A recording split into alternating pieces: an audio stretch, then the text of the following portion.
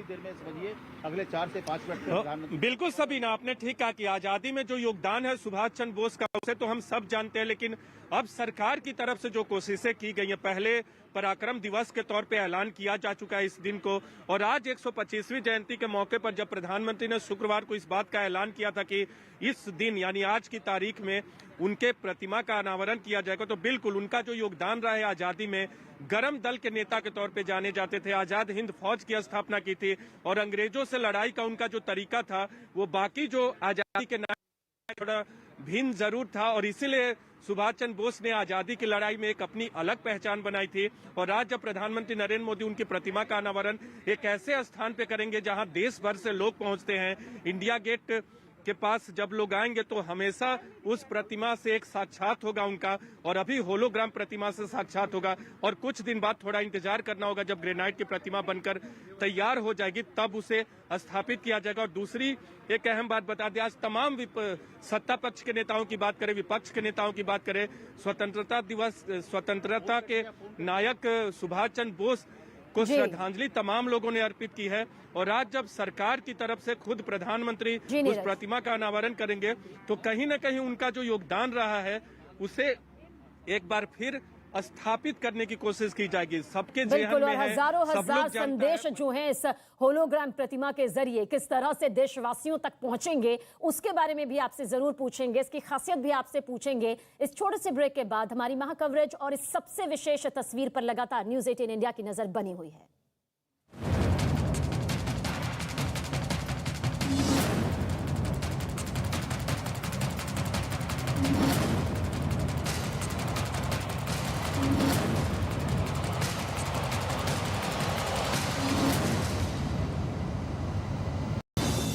प्रगतिशील समाजवादी पार्टी के प्रमुख शिवपाल यादव समाजवादी पार्टी के चुनाव चिन्ह से मैदान में उतरेंगे। पार्टी ने उन्हें इटावा की जसवंत नगर सीट से उम्मीदवार बनाया है। दिल्ली बीजेपी अध्यक्ष आदेश गुप्ता ने उपराज्यपाल को एक चिट्ठी लिखी जिसमें उन्होंने दिल्ली से वीकेंड कर्फ्यू हटाने की मांग की।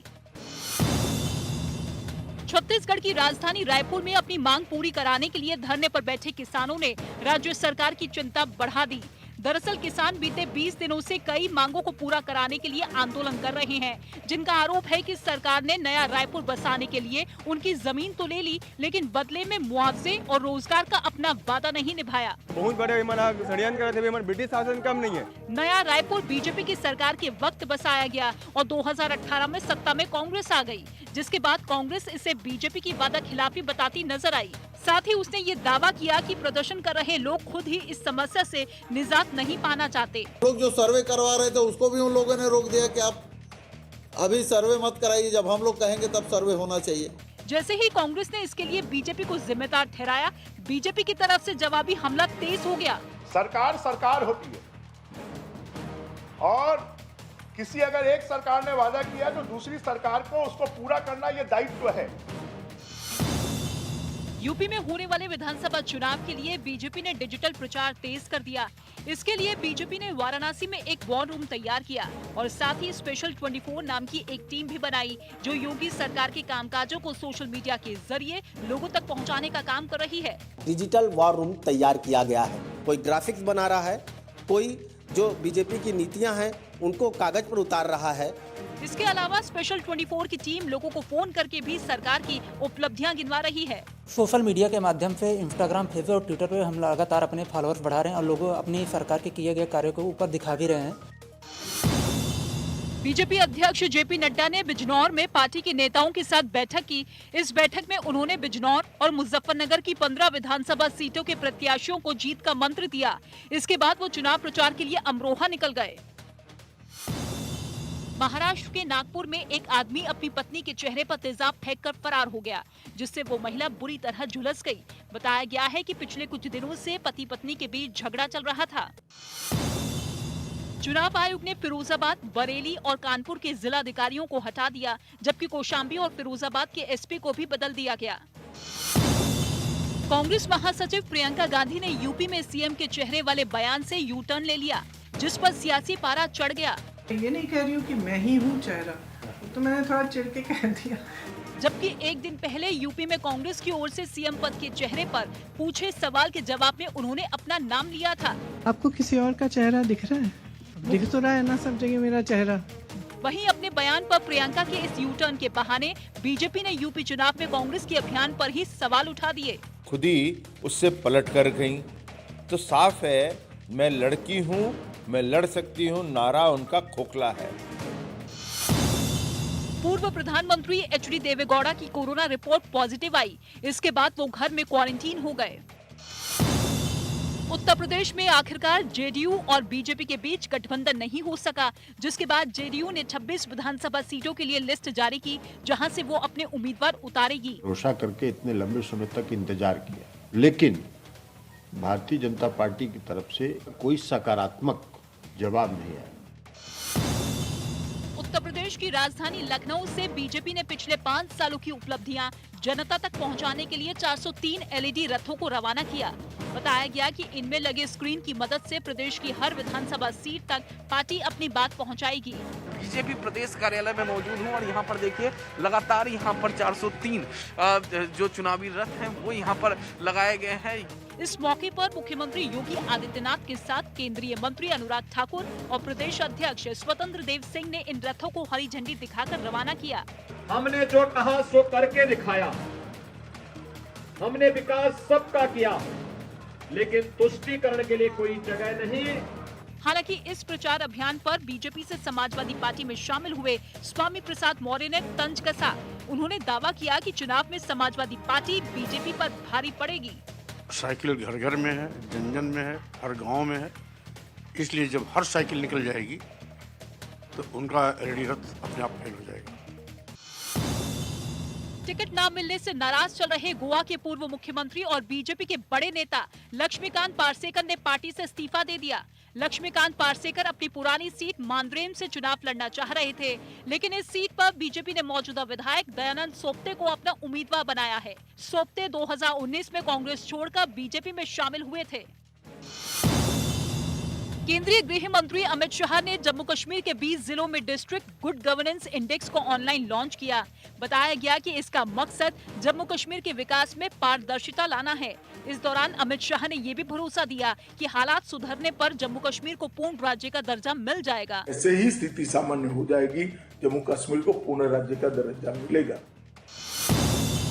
आरजेडी नेता तेजस्वी यादव समाजवादी पार्टी के अध्यक्ष अखिलेश यादव के लिए यूपी चुनाव में प्रचार करेंगे। इसका ऐलान होते ही पटना में आरजेडी की ओर से होर्डिंग लगाकर बीजेपी पर हमला बोला गया।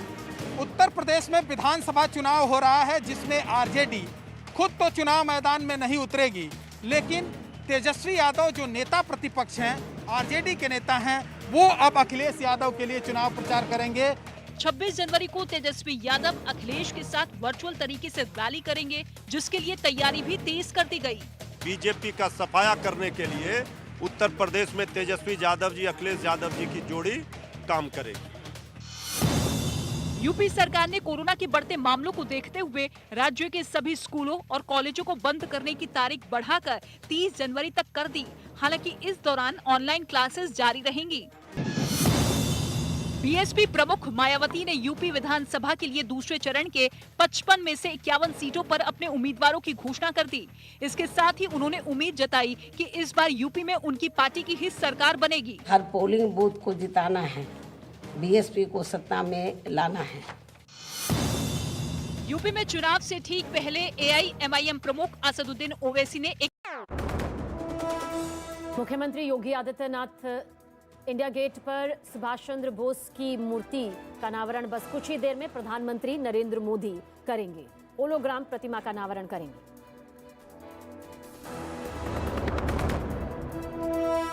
मुख्यमंत्री योगी आदित्यनाथ ने की गाजियाबाद में डोर टू डोर कैंपेन की शुरुआत। अखिलेश के फ्री बिजली के वायदे पर किया पलटवार। कहा जिस सरकार में पहले बिजली नहीं आती थी वो फ्री बिजली कैसे देंगे।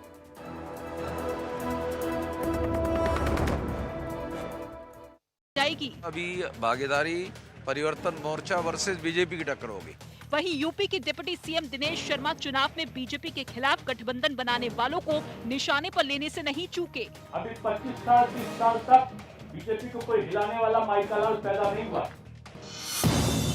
मुंबई पुलिस ने ड्रग्स सप्लाई करने के आरोप में एक विदेशी नागरिक को गिरफ्तार किया।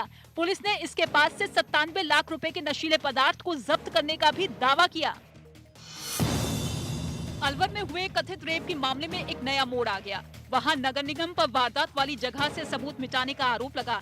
दावा किया गया कि नगर निगम के अधिकारियों और कर्मचारियों ने उस जगह पर झाड़ू लगवा दी जहां नाबालिग लड़की से रेप होने का दावा किया जा रहा था। हालांकि इस मामले में नगर निगम आयुक्त ने अपनी तरफ से सफाई दी। पुलिस के द्वारा न तो वहाँ कोई इस तरीके की रोक लगाई गई है, न कोई इस तरीके का कोई वो किया गया है। तो जो रूटीन की सफाई है वो उसी हिसाब से की गई है। जैसे ही मामले ने तूल पकड़ा, बीजेपी इस मामले में सरकार पर हमलावर हो गई। बीजेपी ने आरोप लगाया कि गहलोत सरकार शुरू से ही इस मामले में आरोपियों को बचाने की कोशिश में लगी हुई है। संपूर्ण सत्य को नष्ट करना इस बात को इंगित करता है राजस्थान की सरकार के करनी और कथनी के अंदर बहुत बड़ा अंतर है। बीजेपी के आरोप पर कांग्रेस ने भी पलटवार करने में देर नहीं की।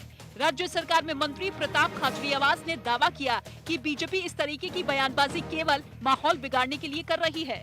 उन्होंने कहा सीबीआई को जांच दो, अब तो जांच दे दी सीबीआई को। तो अब आपको जो करना है सीबीआई करेगी, हमारी पुलिस भी काम कर रही है, सीबीआई भी करेगी।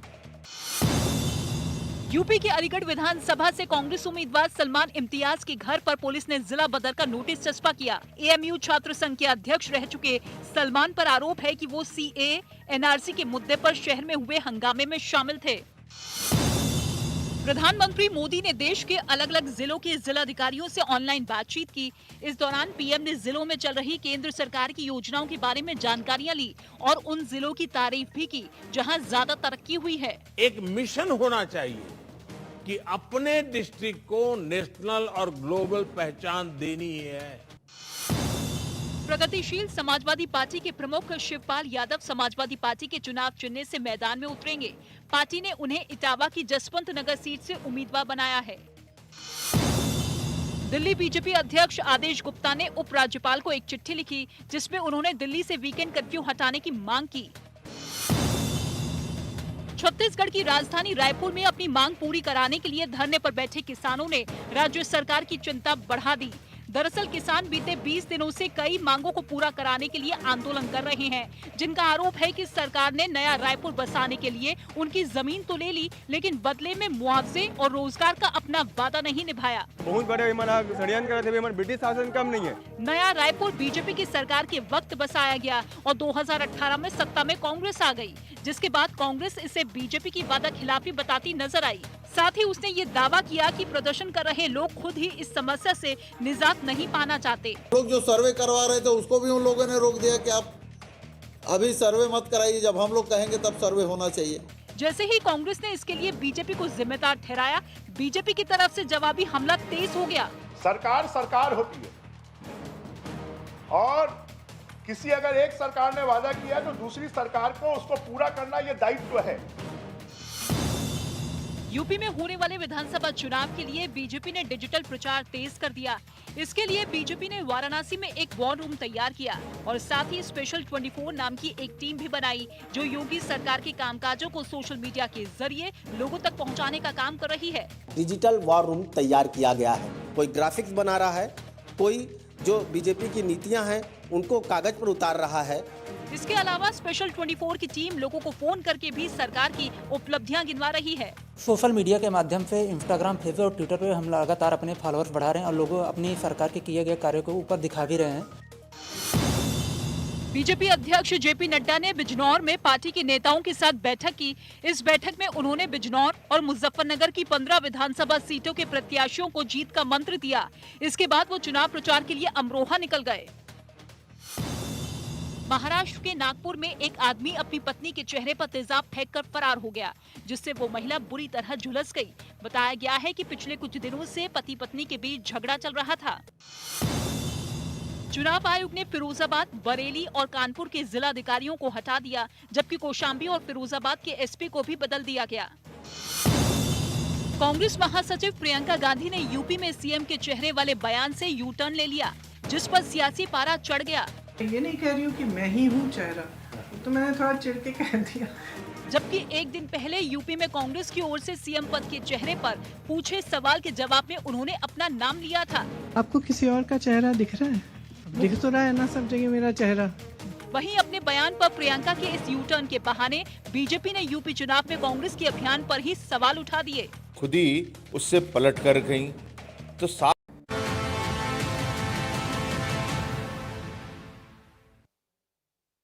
आज के ऐतिहासिक मौके पर प्रधानमंत्री नरेंद्र मोदी नेताजी सुभाष चंद्र बोस की होलोग्राम प्रतिमा का अनावरण करेंगे। तो पीएम अब से थोड़ी ही देर में होलोग्राम मूर्ति का अनावरण करते हुए नजर आएंगे और इसके बाद पीएम मोदी का संबोधन भी होगा।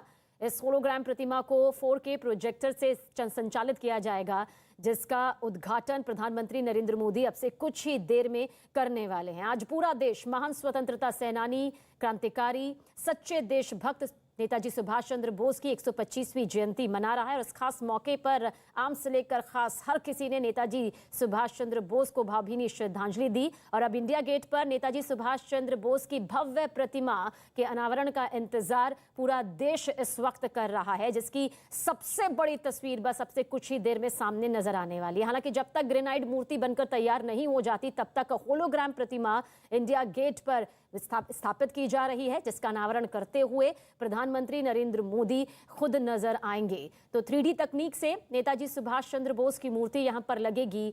आपदा प्रबंधन पुरस्कार भी प्रधानमंत्री नरेंद्र मोदी यहां पर वितरित करते हुए देते हुए नजर आएगी।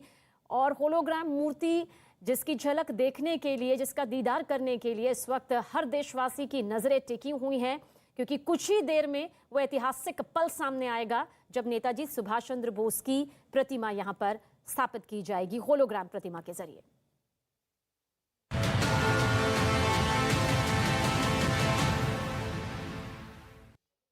के पूर्व मुख्यमंत्री और बीजेपी के बड़े नेता लक्ष्मीकांत पार्सेकर ने पार्टी से इस्तीफा दे दिया।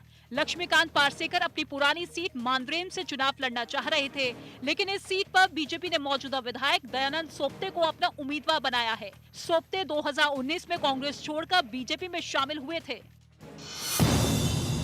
केंद्रीय गृह मंत्री अमित शाह ने जम्मू कश्मीर के 20 जिलों में डिस्ट्रिक्ट गुड गवर्नेंस इंडेक्स को ऑनलाइन लॉन्च किया। बताया गया कि इसका मकसद जम्मू कश्मीर के विकास में पारदर्शिता लाना है।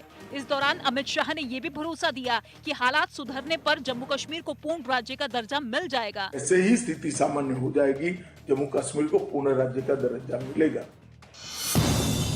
आरजेडी नेता तेजस्वी यादव समाजवादी पार्टी के अध्यक्ष अखिलेश यादव के लिए यूपी चुनाव में प्रचार करेंगे। इसका ऐलान होते ही पटना में आरजेडी की ओर से होर्डिंग लगाकर बीजेपी पर हमला बोला गया। उत्तर प्रदेश में विधानसभा चुनाव हो रहा है, जिसमें आरजेडी खुद तो चुनाव मैदान में नहीं उतरेगी, लेकिन तेजस्वी यादव जो नेता प्रतिपक्ष हैं, आरजेडी के नेता हैं, वो अब अखिलेश यादव के लिए चुनाव प्रचार करेंगे। 26 जनवरी को तेजस्वी यादव अखिलेश के साथ वर्चुअल तरीके से रैली करेंगे, जिसके लिए तैयारी भी तेज कर दी गई। बीजेपी का सफाया करने के लिए उत्तर प्रदेश में तेजस्वी यादव जी, अखिलेश यादव जी की जोड़ी काम करेगी। यूपी सरकार ने कोरोना के बढ़ते मामलों को देखते हुए राज्य के सभी स्कूलों और कॉलेजों को बंद करने की तारीख बढ़ाकर 30 जनवरी तक कर दी। हालांकि इस दौरान ऑनलाइन क्लासेस जारी रहेंगी। बीएसपी प्रमुख मायावती ने यूपी विधानसभा के लिए दूसरे चरण के 55 में से 51 सीटों पर अपने उम्मीदवारों की घोषणा कर दी।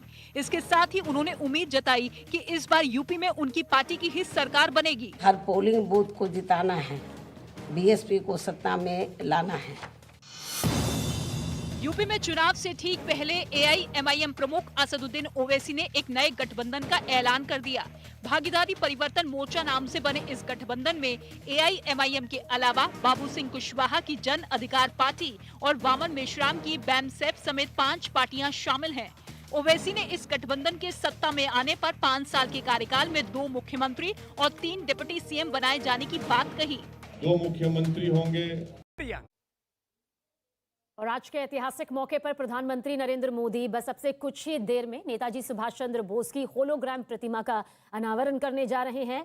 प्रधानमंत्री नरेंद्र मोदी होलोग्राम मूर्ति का अनावरण करेंगे। बस कुछ ही वक्त का और इंतजार यहां पर करना होगा और इसके बाद पीएम मोदी का संबोधन भी यहां पर होगा। आज पूरा देश महान स्वतंत्रता सेनानी, क्रांतिकारी नेता, सच्चे देशभक्त नेताजी सुभाष चंद्र बोस की 125वीं जयंती मना रहा है। हर किसी ने उन्हें भावभीनी श्रद्धांजलि यहां पर दी है, क्योंकि आज ही के दिन यानी कि 23 जनवरी को नेताजी सुभाष चंद्र बोस का जन्म ओडिशा के कटक में हुआ था। और आज का दिन इतिहास के उन सुनहरे पन्नों में दर्ज हो जाएगा, क्योंकि जब तक ग्रेनाइड की प्रतिमा बनकर तैयार नहीं हो जाती, तब तक अब होलोग्राम प्रतिमा जो है वो हिंदुस्तान की शान इंडिया गेट पर यूं ही बढ़ाती हुई नजर आएगी। और अब से 26 जनवरी यानी गणतंत्र दिवस समारोह जो है, जिसके पर्व का आगाज 24 जनवरी से होता था, लेकिन अब इस पर्व का आगाज 23 जनवरी यानी कि आज ही के दिन से किया जाएगा। हर साल अब 23 जनवरी से गणतंत्र दिवस के पर्व का आगाज हो जाएगा। गणतंत्र दिवस जब संविधान यहां पर लागू हुआ, लेकिन उससे पहले देखिए किस तरह से नेताजी की 125वीं जयंती के इस खास मौके पर यह दिन बेहद महत्वपूर्ण हो गया है। नीरज हमारे सहयोगी हमारे साथ बने हुए हैं, हर तस्वीर आप तक पहुंचा रहे हैं। नीरज, आपकी तरफ रुख करेंगे। प्रधानमंत्री नरेंद्र मोदी का जिक्र करें तो हर कोई जानता है कि इतिहास और विकास को साथ लेकर वो हमेशा से आगे बढ़ते रहे हैं। यही वजह है कि एक तरफ विकास की इबारत वो लिखना चाहते हैं, तो दूसरी तरफ वो ऐतिहासिक क्रांतिकारी, वो स्वतंत्रता सेनानी जिन्होंने गुलामी की जंजीरों को तोड़ने में सबसे महत्वपूर्ण भूमिका निभाई, उन्हें हमेशा साथ लेकर चलते हैं। और आज इसी की बानगी सबीना, बिल्कुल नायकों की जो उपलब्धियां हैं वो बार बार इसे याद दिलाते, चाहे सरदार पटेल की बात करें, उनका जो योगदान रहा था। इसके बाद सुभाष चंद्र बोस की प्रतिमा का अनावरण थोड़ी देर पहले किया जाएगा। पहले ही एक दिवस के तौर पे ऐलान कर चुके थे प्रधानमंत्री की इस दिन को किस दिवस के तौर पे मनाया जाएगा, लेकिन 125वीं जयंती के मौके पर एक बार फिर सबीना, आपको प्रधानमंत्री अभी पहुंचे नहीं है, लेकिन कुहासे के बीच वो उस स्थान को दिखाने की कोशिश करेंगे जहां आपसे थोड़ी देर बाद होलोग्राम प्रतिमा का अनावरण किया जाएगा। अपने कैमरा पर्सन युगल से कहेंगे कि वो तस्वीरें दिखाएं क्लोज करके। या धुंधली जो देखिए, अब से थोड़ी देर पहले उजाले में जो तस्वीरें आपको दिखा रहे थे सबीना, यही वो स्थान है। अब से थोड़ी देर बाद जब प्रधानमंत्री नरेंद्र मोदी उद्घाटन करेंगे तो यहाँ वो होलोग्राम यानी डिजिटल जो प्रतिमा है वो यहाँ चमकेगा।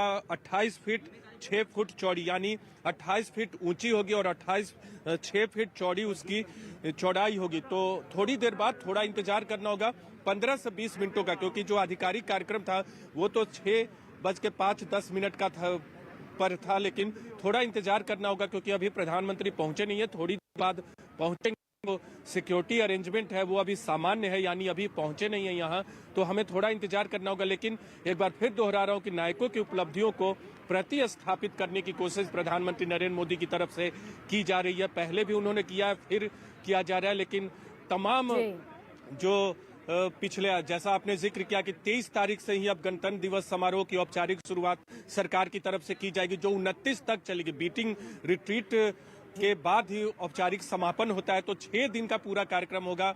23, 24, 25, 26, 27, 28, 29, माफ कीजिएगा, हफ्ते भर का पूरा कार्यक्रम होगा। और उसकी शुरुआत यानी गणतंत्र दिवस समारोह में नेताजी के जन्म दिवस को भी जोड़ दिया है प्रधानमंत्री नरेंद्र मोदी और उनकी सरकार ने। नीरज, जितना कहा जा सकता है कि स्वतंत्रता, समानता, राष्ट्रभक्ति, प्रतिबद्धता, कर्तव्य, ये सभी हमें इस होलोग्राम मूर्ति के जरिए पूरे विश्व को संदेश देता हुआ नजर आएगा। क्योंकि जहां नेताजी सुभाष चंद्र बोस का जिक्र होता है तो न सिर्फ हर हिंदुस्तानी के वो दिलो दिमाग में बसे हुए हैं, लेकिन विदेश में रहकर भी किस तरह से उन्होंने आजादी की महत्वपूर्ण भूमिका यहाँ पर निभाई है। एक स्वतंत्रता सेनानी, एक वीर क्रांतिकारी के तौर पर वो पूरा विश्व जानता है। इसलिए कहा जा सकता है कि महान संदेश यहाँ पर होगा। नीरज, देखिए, बिल्कुल कुछ सैनिक हैं, पूर्व सैनिक हैं, वो यहाँ पहुंचे हुए हैं इस मौके को देखने के लिए, इस मौके का गवाह बनने, उनसे बातचीत करते हैं। और पूर्व सैनिक या सैनिकों से बेहतर कौन बता सकता है नेताजी सुभाष चंद्र बोस के गौरव को, उससे ज्यादा कौन अनुभव कर सकता है। आपका नाम? मेरा नाम राजन भास्कर, कमांडेंट है, रैंक हेल्ड है। तो मैं इनका रेस्पेक्ट। आज आप लोग क्यों पहुंचे हैं? नेताजी सुभाष चंद्र बोस का सैल्यूट करता हूं। तो उनका जो जन्मदिन है उसके लिए आया था। उसको कैसे याद करते हैं आप लोग सुभाष चंद्र बोस को? क्योंकि किताबों में जो उनकी भारत की आज़ादी में जो उपलब्धियां रही, उनका जो योगदान रहा, उससे तो सब लोग योगदान याद करते हैं, लेकिन आप लोग कैसे उन्हें देखते हैं? आप खुद फौज से जुड़े रहे हैं। 26 जनवरी जो आता है, हम तो फौजी 4 इयर्स हो गए इधर आके, हम वेटरन नहीं हुआ, हमको एक केस कांड के लिए आया था, हम जीत गया। तो आयोग के लिए हम तो retrieval of dignity and honour के लिए इधर खड़ा हूँ। तो जस्टिस बोलते ना, फिएट जस्टिशिया, वो मिलने के लिए हम वेट कर रहा हूँ। वो पक्का almighty will give me, I am waiting for it. And इधर जो 26 जनवरी का हम 14 साल है हम अटेंड कर रहे हैं। तो INA, Indian National Army, it's been initiated by the our national leader, by the Subhash Chandra Bose. तो आज जो प्रधानमंत्री ने किया, उनकी प्रतिमा का अनावरण किया जा रहा है, डिजिटल प्रतिमा का, होलोग्राम प्रतिमा का, तो आपको लगता है कि इससे जो उनकी उपलब्धियां थी उसको और स्थापित करने में बहुत ज्यादा मदद मिलेगी? याद तो हर कोई करता है। या बिल्कुल, ये दूसरा विभाग में वो चिंता है, वो भी कहते हैं रेस्पेक्ट है, लेकिन जन्मदिन का, लेकिन जो ये हिस्ट्री पढ़ेगा तो इसका जो स्पॉट है जो बन रहा है वो तो हमारा जो इंडिया गेट है, और हमारा जो ऑलरेडी जो जवान लोग का जो अमर जवान जो एरिया है। बिल्कुल, नेशनल वॉर मेमोरियल तो मौजूद है ही, इंडिया गेट की पहचान ही जो शहीद हुए हैं उसके उन्हें लेकर है, लेकिन अब नेताजी सुभाष चंद्र बोस की प्रतिमा के बाद सबीना, उनकी पहचान, उनकी उपलब्धियां भी यहाँ जब लोग आएंगे उनकी उपलब्धियों को भी याद करेंगे, क्योंकि वो होलोग्राम प्रतिमा और बाद में ग्रेनाइट की जो प्रतिमा स्थापित होगी वो बार बार आपको याद दिलाती रहेगी कि भारत की आजादी में नेताजी सुभाष चंद्र बोस का क्या योगदान था। और वो जब आप यहाँ पहुंचेंगे इस कैनोपी के पास, इंडिया गेट के पीछे में जो है, वो आपको बार बार इस बात का स्मरण कराने के लिए काफी होगी कि नेताजी सुभाष चंद्र बोस ने भारतीय स्वतंत्रता आंदोलन में क्या योगदान किया था। बिल्कुल, क्या योगदान दिया था, और हजारों संदेश इस प्रतिमा के जरिए पूरे विश्व तक फैलेंगे, उन हर हिंदुस्तानी के जहन में जिंदा होंगे जो कहीं ना कहीं हमें ये बताते हैं कि किस तरह से अंग्रेजों के खिलाफ जो गुलामी की जंजीरों को तोड़ना था उसमें नेताजी सुभाष चंद्र बोस ने कितनी महान भूमिका निभाई, और यही वजह रही कि उन्हें एक महानायक के तौर पर देखा जाता था, है और हमेशा देखा जाता रहेगा।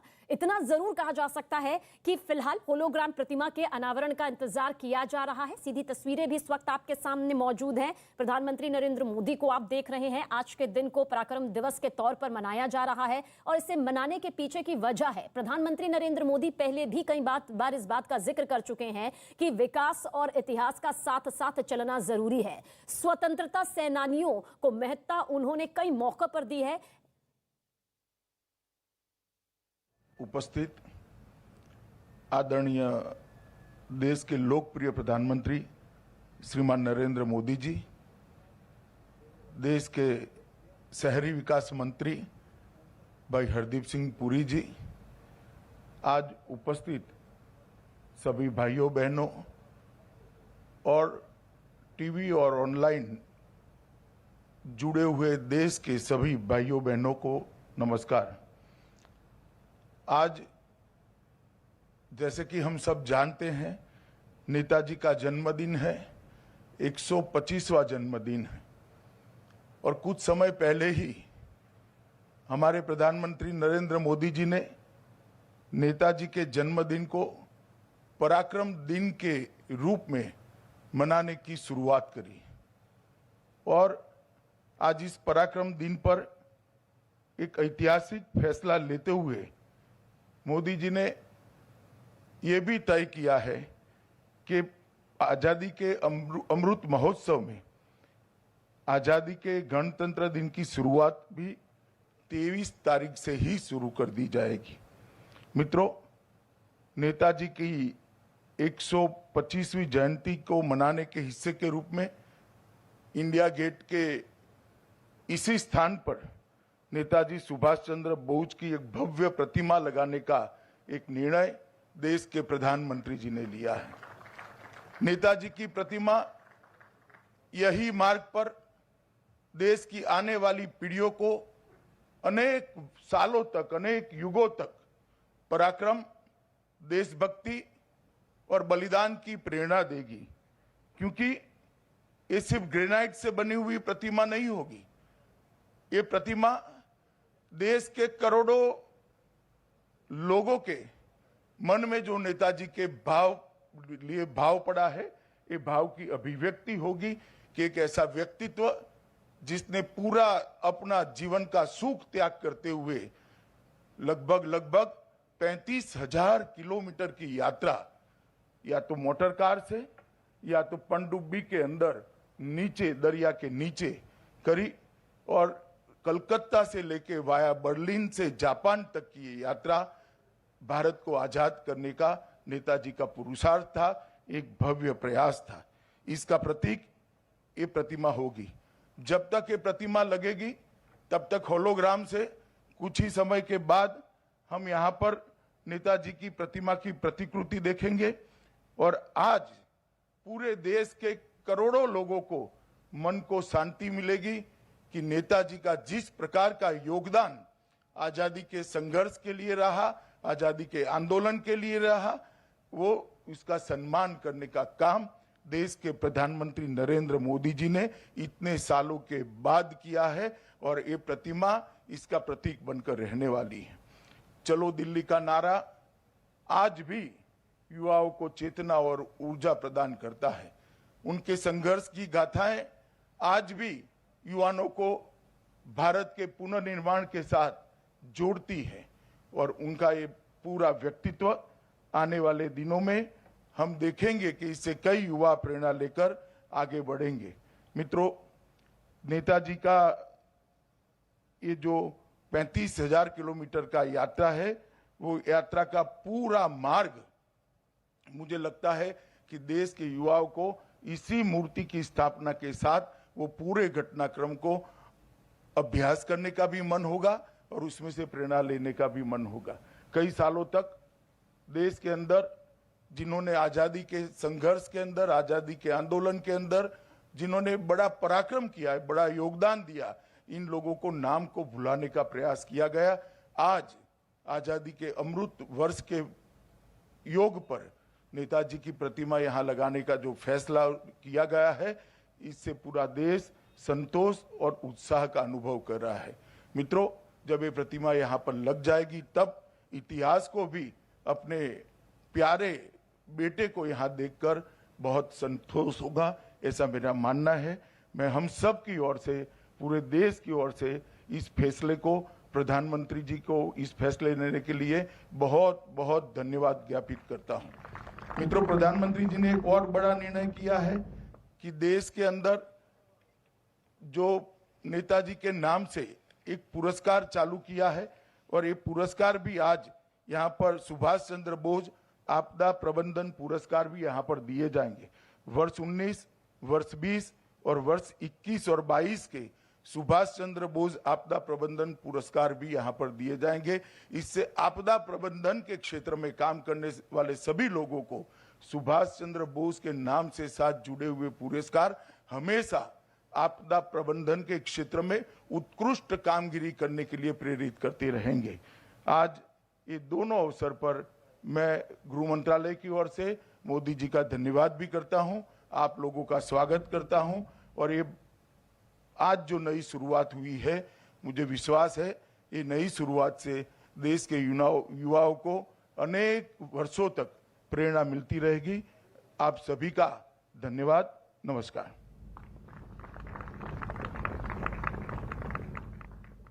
तो गृहमंत्री अमित शाह को आप इस खास मौके पर सुन रहे थे। गृहमंत्री अमित शाह ने बहुत सी महत्वपूर्ण बातें यहां पर कही। उन्होंने कहा कि जिस तरह से होलोग्राम प्रतिमा का अनावरण आज प्रधानमंत्री नरेंद्र मोदी करने जा रहे हैं, उससे आने वाली कई पीढ़ियों को, आने वाले युवाओं को वर्षों तक प्रेरणा मिलती रहेगी आगे बढ़ने की, आजादी के संघर्ष की। 35,000 किलोमीटर के नेताजी सुभाष चंद्र बोस की यात्रा का जिक्र भी यहाँ पर अमित शाह ने किया। उन्होंने कहा कि जिस तरह से देश की आजादी के लिए नेताजी सुभाष चंद्र बोस ने लंबी लंबी यात्राएं कई मार्गों से की ताकि आजादी हिंदुस्तान को नसीब हो सके, उसे भी याद करते हुए वो नजर आए और कहा कि ये जो प्रतिमा होगी महज प्रतिमा नहीं होगी, बल्कि ये एक महान संदेश देते हुए नजर आएगी देश के करोड़ों युवाओं को, देश की करोड़ों जनता को। चलो दिल्ली नारा का भी जिक्र यहाँ पर गृहमंत्री अमित शाह ने किया और कहा कि आज भी ये नारा, चलो दिल्ली का जो नारा नेताजी सुभाष चंद्र बोस ने दिया था, वो आज भी युवाओं में चेतना जागृत करता है, जन जन में चेतना जागृत करता है। और ये भी कहा कि आज नेताजी सुभाष चंद्र बोस को जो सम्मान यहाँ पर दिया जा रहा है, उसमें प्रधानमंत्री नरेंद्र मोदी ने अपनी एक महत्वपूर्ण भूमिका निभाई है। आज पूरे देश के करोड़ों लोगों के मन को शांति मिलने जा रही है। पीएम मोदी की इस पहल की सराहना करते हुए, और देखिए वो ऐतिहासिक पल इस वक्त आपके सामने मौजूद है जब नेताजी सुभाष चंद्र बोस कि होलोग्राम प्रतिमा का अनावरण यहां पर किया जा रहा है। आज पूरा देश महान स्वतंत्रता सेनानी, महान क्रांतिकारी, सच्चे देशभक्त सुभाष चंद्र बोस की 125वीं जयंती मना रहा है। और अब जो अहम फैसला यहां पर मोदी सरकार के जरिए लिया गया है, यानी गणतंत्र दिवस, जिसकी शुरुआत 24 जनवरी से हो जाती है, जिस पर्व का आगाज 24 जनवरी से होता है और अब ये 23 जनवरी से शुरू होगा।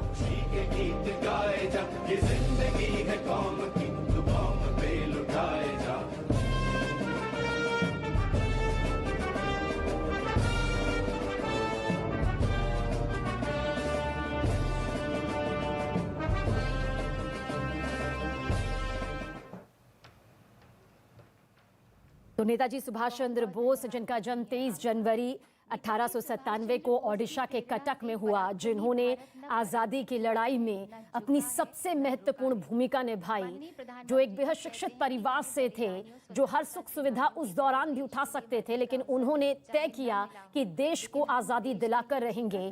अंग्रेजों की जो गुलामी की जंजीर है उसके तले वो बिल्कुल भी दबने को तैयार नहीं थे। और आज भी तुम मुझे खून दो मैं तुम्हें आजादी दूं का जो नारा है, चलो दिल्ली का जो नारा है, वो लोगों के जहन में स्वतंत्रता संग्राम की उन तमाम यादों को जिंदा कर देता है, जिनमें महान स्वतंत्रता सेनानी, महान नायक नेताजी सुभाष चंद्र बोस ने अपनी सबसे महत्वपूर्ण भूमिका निभाई। और आखिरकार उस होलोग्राम प्रतिमा का अनावरण कर दिया गया, जिसका ऐलान यहां पर किया गया था।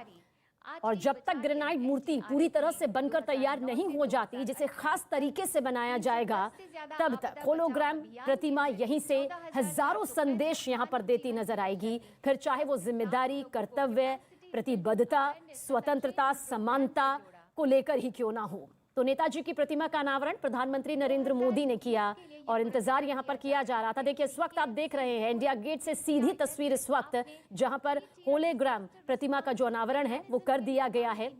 28 फीट की इसकी लंबाई है और आप इससे अंदाजा लगाइए कि जब ग्रेनाइट मूर्ति बनकर तैयार हो जाएगी, वो पल भी बेहद खास होगा। और फिलहाल सम्मान यहां पर देते हुए, जिसका जिक्र यहां पर अभी गृह मंत्री अमित शाह कर भी रहे थे, कि सुभाष चंद्र बोस आपदा प्रबंधन के नाम से पुरस्कार का भी की जो शुरुआत है वो प्रधानमंत्री नरेंद्र मोदी ने की है। इसका फैसला यहां पर लिया गया है। तो बहुत अहम फैसले गणतंत्र दिवस के इस खास मौके पर लिए गए हैं।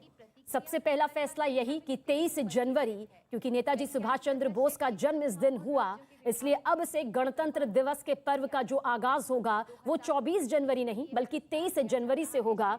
गणतंत्र दिवस 26 जनवरी जब संविधान लागू हुआ, बाबा साहेब डॉक्टर भीमराव अंबेडकर ने संविधान लागू किया। अपनी मेहनत से, अपनी उस विद्वानता के चलते, जिसे आज भी, जिसके चलते पूरा देश यहां पर चलता है, जिस संविधान के चलते चलता है, लेकिन उससे पहले 23 जनवरी को आखिरकार ये ऐतिहासिक पल यहां पर इतिहास के सुनहरे पन्नों में दर्ज हो गया, क्योंकि प्रधानमंत्री नरेंद्र मोदी ने यह फैसला लिया कि अब इंडिया गेट पर नेताजी सुभाष चंद्र बोस की ग्रेनाइट की प्रतिमा लगेगी। लेकिन जब तक ये प्रतिमा बनकर तैयार नहीं हो जाती, तब तक होलोग्राम प्रतिमा यूं ही प्रज्वलित होती रहेगी, यूं ही दिखाई देती रहेगी। और इसके पीछे की वजह आप समझिए, स्वतंत्रता, समानता, राष्ट्रभक्ति में जो संघर्ष यहां पर किया नेताजी सुभाष चंद्र बोस ने अपनी आखिरी सांस तक, वो संदेश यहां से देती हुई होलोग्राम की ये प्रतिमा नजर आएगी। कई ऐसे नारे जिन्हें आज भी देश याद करता है, जो जहन में हमेशा जिंदा रहते हैं। नेताजी ये उपाधि उन्हें मिली और ये नारा जब उन्होंने दिया, तुम मुझे खून दो मैं तुम्हें आजादी दूंगा, जो आज भी देश के हर नागरिक के जहन में राष्ट्र के प्रति प्रतिबद्धता, उनके कर्तव्य और जिम्मेदारी के एहसास को कई गुना बढ़ा देता है। सिर्फ ये एक नारा, दिल्ली चलो का जो नारा नेताजी सुभाष चंद्र बोस की तरफ से दिया गया, उनके दृढ़ संकल्प की एक सबसे बड़ी मिसाल के तौर पर सामने आया, जिसका खुद जिक्र यहां पर कुछ देर पहले अमित शाह ने भी किया कि किस तरह से ये प्रेरणादायक है, किस तरह से ये चेतना को जिंदा रखता है, युवाओं को आगे बढ़ाने के लिए, आगे बढ़ने के लिए प्रेरित करता है। इंतजार किया जा रहा था कि आखिर कब इंडिया गेट पर नेताजी सुभाष चंद्र बोस की होलोग्राम प्रतिमा का अनावरण होता है। और आखिरकार कुछ देर पहले ही जो सीधी तस्वीरें हमने आप तक दिखाई, वो तस्वीरें हम आगे भी आपको दिखाएंगे, जब होलोग्राम प्रतिमा नेताजी सुभाष चंद्र बोस की आखिरकार अनावरण यहां पर प्रधानमंत्री नरेंद्र मोदी ने किया। और जैसा कि इससे पहले भी हम कह रहे थे, पीएम मोदी ने जब से सत्ता संभाली तब से इतिहास और विकास को वो साथ लेकर चलते रहे। अपने संबोधन में इतिहास के सुनहरे पन्नों का जिक्र करना वो कभी नहीं भूले। हमेशा उन्होंने आजादी की उस महत्ता को बताया है जो महान क्रांतिकारी स्वतंत्रता सेनानियों के बदौलत हिंदुस्तान को मिली, जिनमें नेताजी सुभाष चंद्र बोस की महत्वपूर्ण भूमिका रही।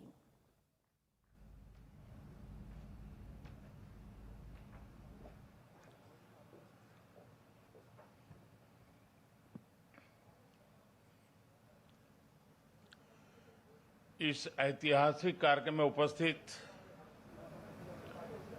मंत्रिपरिषद के मेरे साथी श्री अमित शाह, श्री हरदीप पुरी जी, मंत्रिमंडल के अन्य सदस्य, आईएन के सभी ट्रस्टी, एनडीएमए के सभी सदस्यगण, jury members, NDRF, coast guards और आईएमडी के डायरेक्टर जनरल, आपदा प्रबंधन पुरस्कारों के सभी विजेता साथी,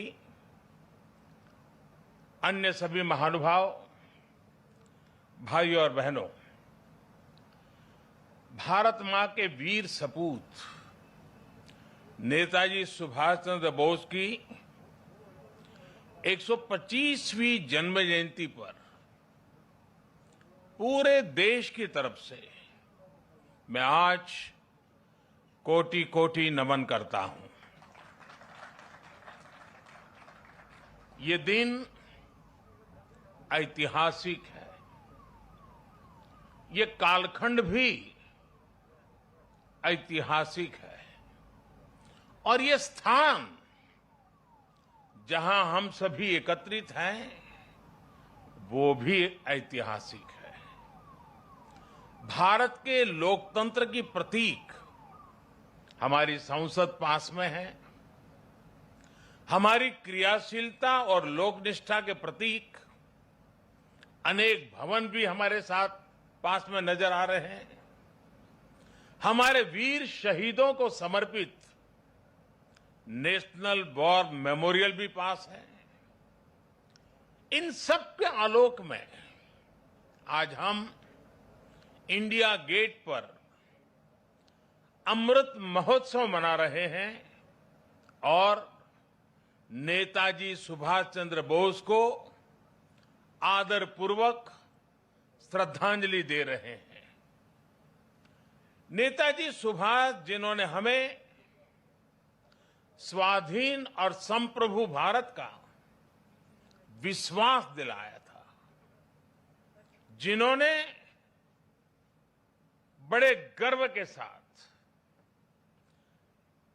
बड़े आत्मविश्वास के साथ, बड़े साहस के साथ अंग्रेजी सत्ता के सामने कहा था, मैं स्वतंत्रता की भीख नहीं लूंगा, मैं स्वतंत्रता की भीख नहीं लूंगा, मैं इसे हासिल करूंगा। जिन्होंने भारत की धरती पर पहली आजाद सरकार को स्थापित किया था, हमारे उन नेताजी की भव्य प्रतिमा आज डिजिटल स्वरूप में इंडिया गेट के समीप स्थापित हो रही है। जल्द ही इस होलोग्राम प्रतिमा के स्थान पर ग्रेनाइट की विशाल प्रतिमा भी लगेगी। ये प्रतिमा आजादी के महानायक को कृतज्ञ राष्ट्र की श्रद्धांजलि है। नेताजी सुभाष की ये प्रतिमा हमारी लोकतांत्रिक संस्थाओं को, हमारे पीढ़ियों को राष्ट्रीय कर्तव्य का बोध कराएगी, आने वाली पीढ़ियों को, वर्तमान पीढ़ी को निरंतर प्रेरणा देती रहेगी। साथियों, पिछले साल से देश ने नेताजी की जयंती को पराक्रम दिवस के रूप में मनाना शुरू किया है। आज पराक्रम दिवस के अवसर पर सुभाष चंद्र बोस आपदा प्रबंधन पुरस्कार भी दिए गए हैं। नेताजी के जीवन से प्रेरणा लेकर ही इन पुरस्कारों को देने की घोषणा की गई थी। साल 2019 से 2022 तक उस समय के सभी विजेताओं, सभी व्यक्तियों, सभी संस्थाओं को जिन्हें आज सम्मान का अवसर मिला है, उन सबको भी मैं बहुत बहुत बधाई देता हूं। साथियों, हमारे देश में आपदा प्रबंधन को लेकर जिस तरह का रवैया रहा था, उस पर एक कहावत बहुत सटीक बैठती है। जब प्यास लगी तो कुआं खोदना। और जिस मैं काशी क्षेत्र से आता हूं, वहां तो एक और भी कहावत है। वो कहते हैं, भोज गड़ी कोहड़ा रोपे। यानी जब भोज का समय आ गया तो कोहड़े की सब्जी उगाने लगना। यानी जब आपदा सिर पर आ जाती थी तो उससे बचने के उपाय खोजे जाते थे। इतना ही नहीं, एक और हैरान करने वाली व्यवस्था थी जिसके बारे में कम ही लोगों को पता है। हमारे देश में वर्षों तक आपदा का विषय एग्रीकल्चर डिपार्टमेंट के पास रहा था। इसका मूल कारण यह था कि बाढ़, अतिवृष्टि, ओले गिरना, ऐसी जो स्थितियां पैदा होती थी, उसे निपटने का जिम्मा, उसका संबंध कृषि मंत्रालय से आता था। देश में आपदा प्रबंधन ऐसे ही चलता रहता था। लेकिन 2001 में गुजरात में भूकंप आने के बाद जो कुछ हुआ, देश को नए सिरे से सोचने के लिए मजबूर किया और उसने आपदा प्रबंधन के मायने बदल दिए। हमने तमाम विभागों और मंत्रालयों को राहत और बचाव के काम में झोंक दिया। उस समय के जो अनुभव थे, उनसे सीखते हुए ही 2003 में Gujarat state disaster management act बनाया गया। आपदा से निपटने के लिए गुजरात इस तरह का कानून बनाने वाला देश का पहला राज्य बना। बाद में केंद्र सरकार ने गुजरात के कानून से सबक लेते हुए 2005 में पूरे देश के लिए ऐसा ही डिजास्टर मैनेजमेंट एक्ट बनाया। इस कानून के बाद ही नेशनल डिजास्टर मैनेजमेंट अथॉरिटी, उसके गठन का रास्ता साफ हुआ। इसी कानून ने कोरोना के खिलाफ लड़ाई में भी देश की बहुत मदद की। साथियों, डिजास्टर मैनेजमेंट को प्रभावी बनाने के लिए 2014 के बाद से हमारे सरकार ने राष्ट्रीय स्तर पर चौतरफा काम किया है। हमने रिलीफ, रेस्क्यू, रिहेबिलिटेशन, उस पर जोर देने के साथ साथ ही रिफॉर्म पर भी बल दिया है। हमने एनडीआरएफ को मजबूत किया, उसका आधुनिकीकरण किया, देश भर में उसका विस्तार किया।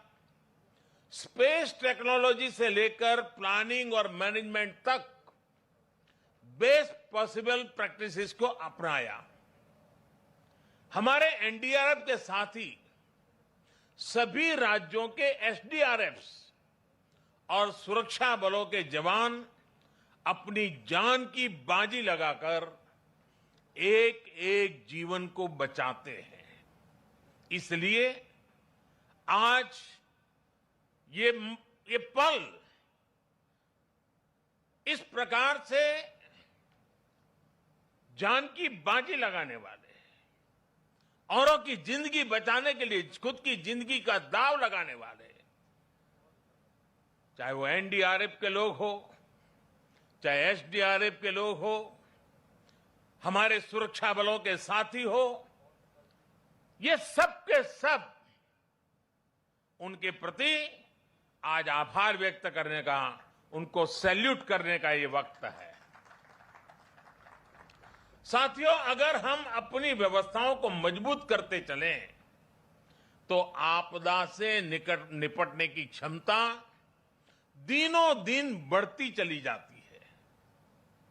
मैं इसी कोरोना काल के 1-2 वर्ष की बात करूं तो इस महामारी के बीच भी देश के सामने नई आपदाएं आकर खड़ी हो गई। एक तरफ कोरोना से तो लड़ाई लड़ी रहे थे, अनेक जगहों पर भूकंप आए, कितने ही क्षेत्रों में बाढ़ आई, उड़ीसा, पश्चिम बंगाल समेत पूर्वी तटों पर साइक्लोन आए, गोवा, महाराष्ट्र, गुजरात, पश्चिमी तटों पर भी साइक्लोन आए। पहले एक एक साइक्लोन में सैकड़ों लोगों की मृत्यु हो जाती थी, लेकिन इस बार ऐसा नहीं हुआ। देश ने हर चुनौती का जवाब एक नई ताकत से दिया। इसी वजह से इन आपदाओं में हम ज्यादा से ज्यादा जीवन बचाने में सफल रहे। आज बड़ी बड़ी अंतर्राष्ट्रीय एजेंसियां भारत के इस सामर्थ्य, भारत में आए इस बदलाव की सराहना कर रही है। आज देश में एक ऐसा end to end cyclone response system है जिसमें केंद्र, राज्य, स्थानीय प्रशासन और सभी एजेंसियां एक साथ मिलकर के काम करती हैं। बाढ़, सूखा, साइक्लोन, इन सभी आपदाओं के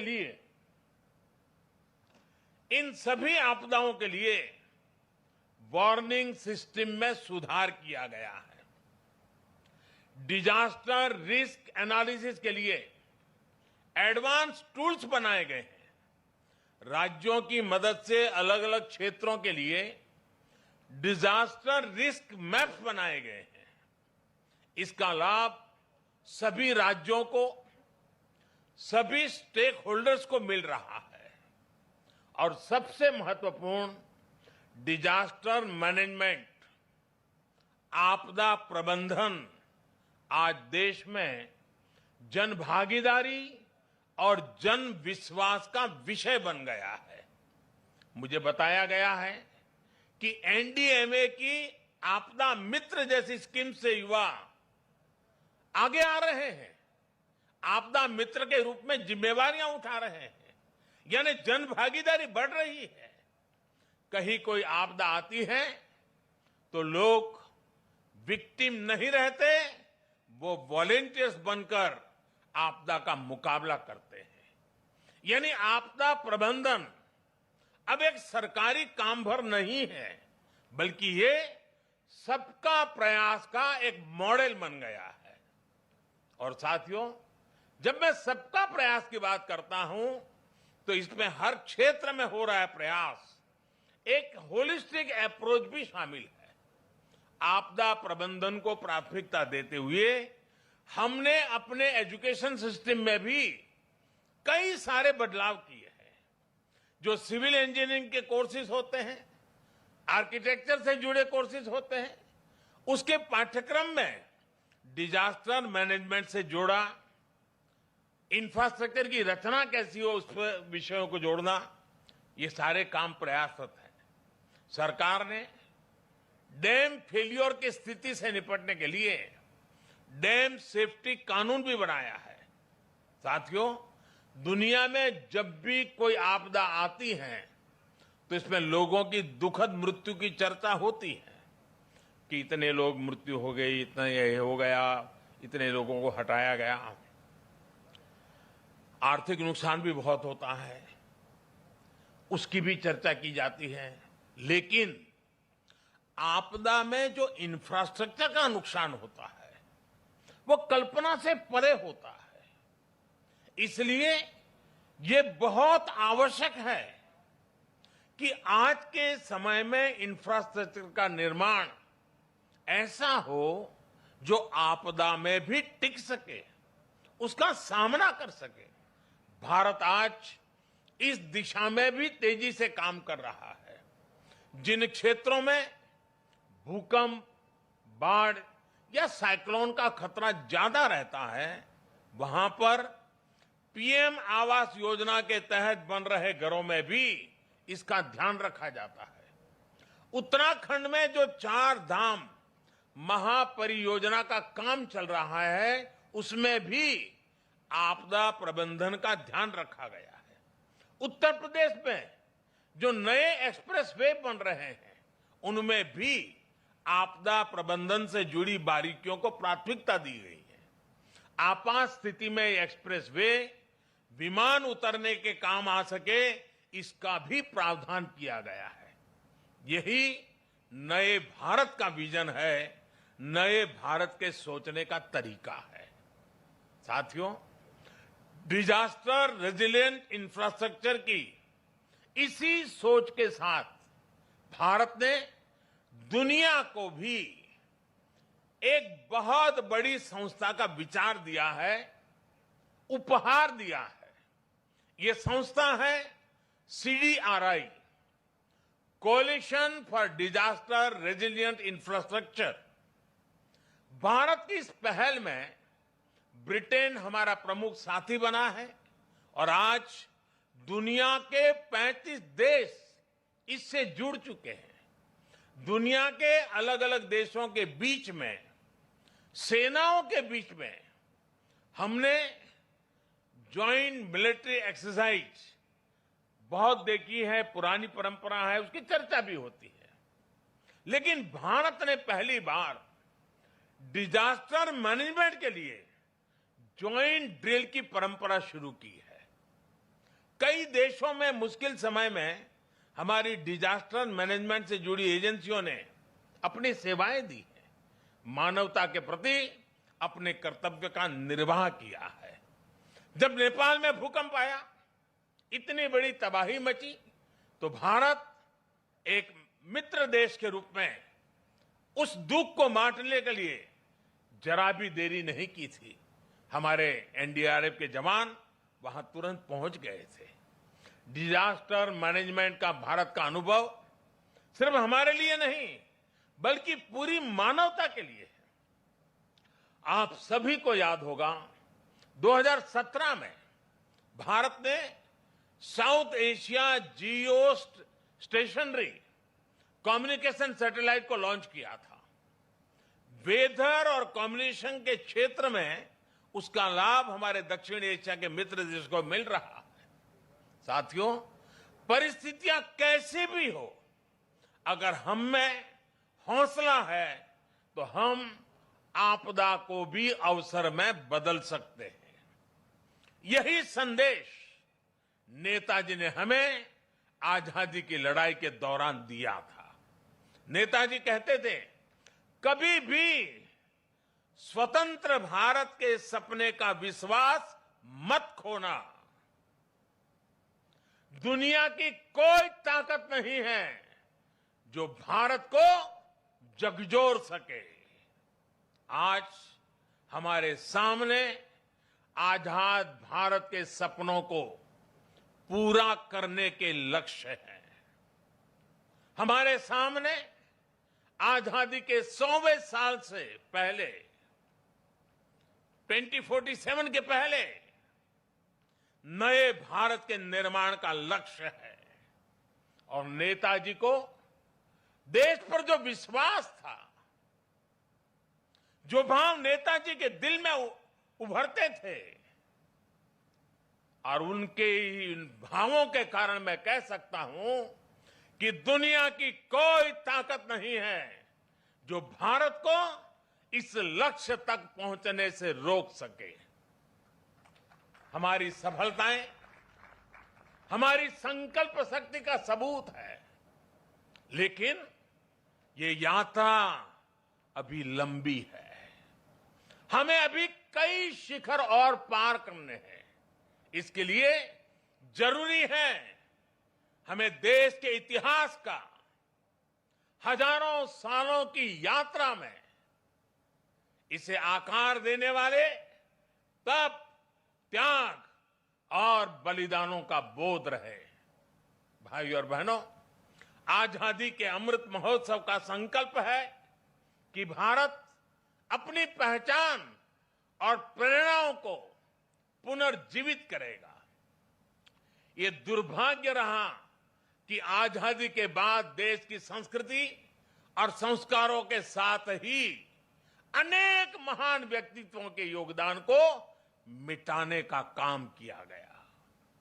स्वाधीनता संग्राम में लाखों लाख देशवासियों की तपस्या शामिल थी, लेकिन उनके इतिहास को भी सीमित करने की कोशिश हुई।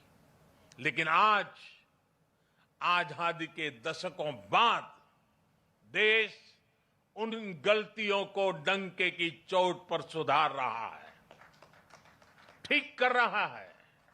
आप देखिए, बाबा साहब आंबेडकर से जुड़े पंच तीर्थों को देश उनकी गरिमा के अनुरूप विकसित कर रहा है। स्टैच्यू ऑफ यूनिटी आज पूरी दुनिया में सरदार वल्लभ भाई पटेल के यशगान की तीर्थ बन गई है। भगवान बिरसा मुंडा की जयंती को जनजातीय गौरव दिवस के रूप में मनाने की शुरुआत भी हम सब ने कर दी है। आदिवासी समाज के योगदान और इतिहास को सामने लाने के लिए अलग अलग राज्यों में आदिवासी म्यूजियम्स बनाए जा रहे हैं और नेताजी सुभाष चंद्र बोस के जीवन से जुड़ी हर विरासत को भी देश पूरे गौरव से संजो रहा है। नेताजी द्वारा अंडमान में तिरंगा लहराने की 75वीं वर्षगांठ पर अंडमान के एक द्वीप का नाम उनके नाम पर रखा गया है। अभी दिसंबर में ही अंडमान में एक विशेष संकल्प स्मारक नेताजी सुभाष चंद्र बोस के लिए समर्पित की गई है। ये स्मारक नेताजी के साथ साथ इंडियन नेशनल आर्मी के उन जवानों के लिए भी एक श्रद्धांजलि है जिन्होंने आजादी के लिए अपना सर्वस्व न्योछावर कर दिया था। ये मेरा सौभाग्य है कि पिछले वर्ष आज के ही दिन मुझे कोलकाता में नेताजी के पैतृक आवास भी जाने का अवसर मिला था। जिस प्रकार से वो कोलकाता से निकले थे, जिस कमरे में बैठकर वो पढ़ते थे, उनके घर की सीढ़ियां, उनके घर की दीवारें, उनके दर्शन करना, वो अनुभव शब्दों से परे है। साथियों, मैं 21 अक्टूबर 2018 का वो दिन भी नहीं भूल सकता जब आजाद हिंद सरकार के 75 वर्ष हुए थे। लाल किले में हुए विशेष समारोह में मैंने आजाद हिंद की कैप पहनकर तिरंगा फहराया था। वो पल अद्भुत था, वो पल अविस्मरणीय है। मुझे खुशी है कि लाल किले में ही आजाद हिंद फौज से जुड़े एक स्मारक पर भी काम किया जा रहा है। 2019 में 26 जनवरी की परेड में आजाद हिंद फौज के पूर्व सैनिकों को देखकर मन जितना प्रफुल्लित हुआ, वो भी मेरी अनमोल स्मृति है।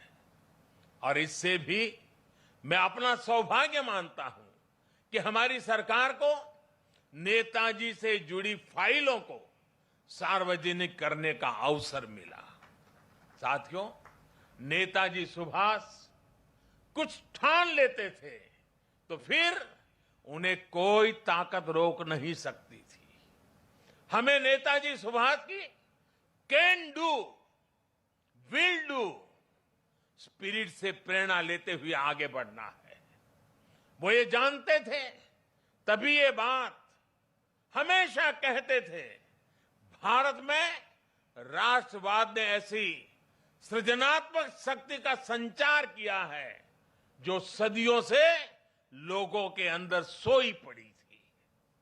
हमें राष्ट्रवाद भी जिंदा रखना है, हमें सृजन भी करना है और राष्ट्र चेतना को जागृत भी रखना है।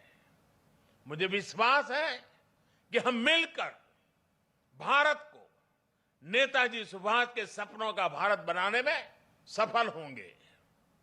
आप सभी को एक बार फिर पराक्रम दिवस की बहुत बहुत शुभकामनाएं देता हूं और मैं आज एनडीआरएफ, एसडीआरएफ के लोगों को भी विशेष रूप से बधाई देता हूं, क्योंकि बहुत छोटे कालखंड में उन्होंने अपनी एक पहचान बना दी है।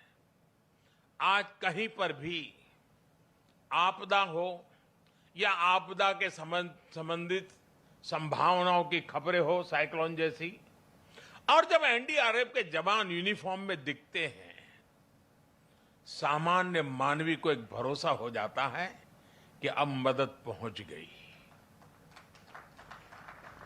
इतने कम समय में किसी संस्था और इसके यूनिफॉर्म की पहचान बनना, यानी जैसे हमारे देश में कोई तकलीफ हो और सेना के जवान आ जाएं, तो सामान्य मानवी को संतोष हो जाता है, भाई बस अब ये लोग आ गए हैं।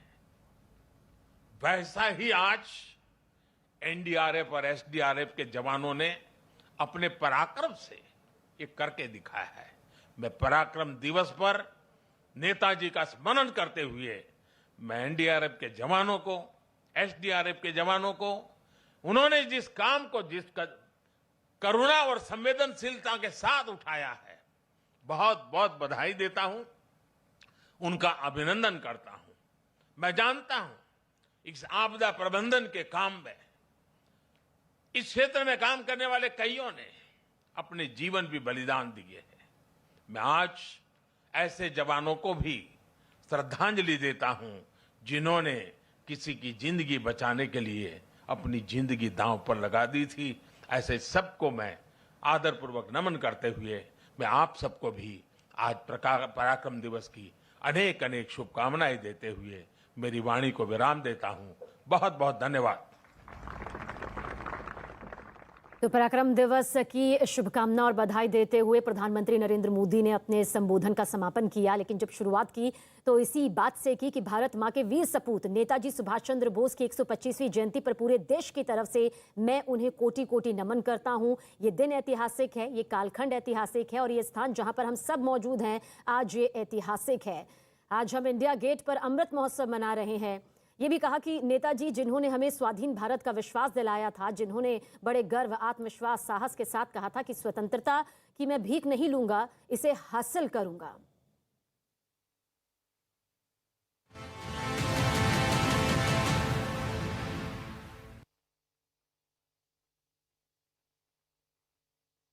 परिवर्तन मोर्चा वर्सेस बीजेपी की टक्कर होगी।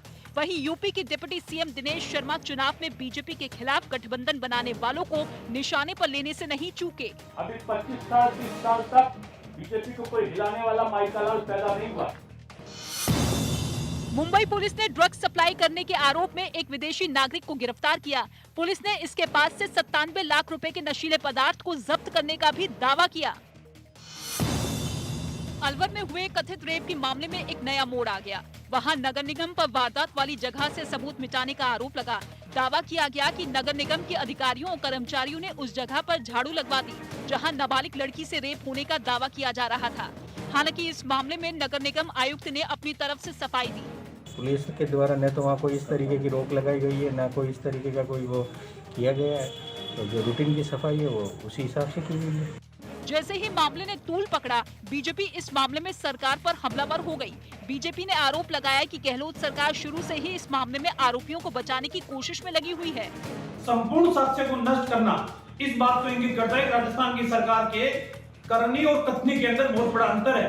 बीजेपी के आरोप पर कांग्रेस ने भी पलटवार करने में देर नहीं की। राज्य सरकार में मंत्री प्रताप खाचरियावास ने दावा किया कि बीजेपी इस तरीके की बयानबाजी केवल माहौल बिगाड़ने के लिए कर रही है।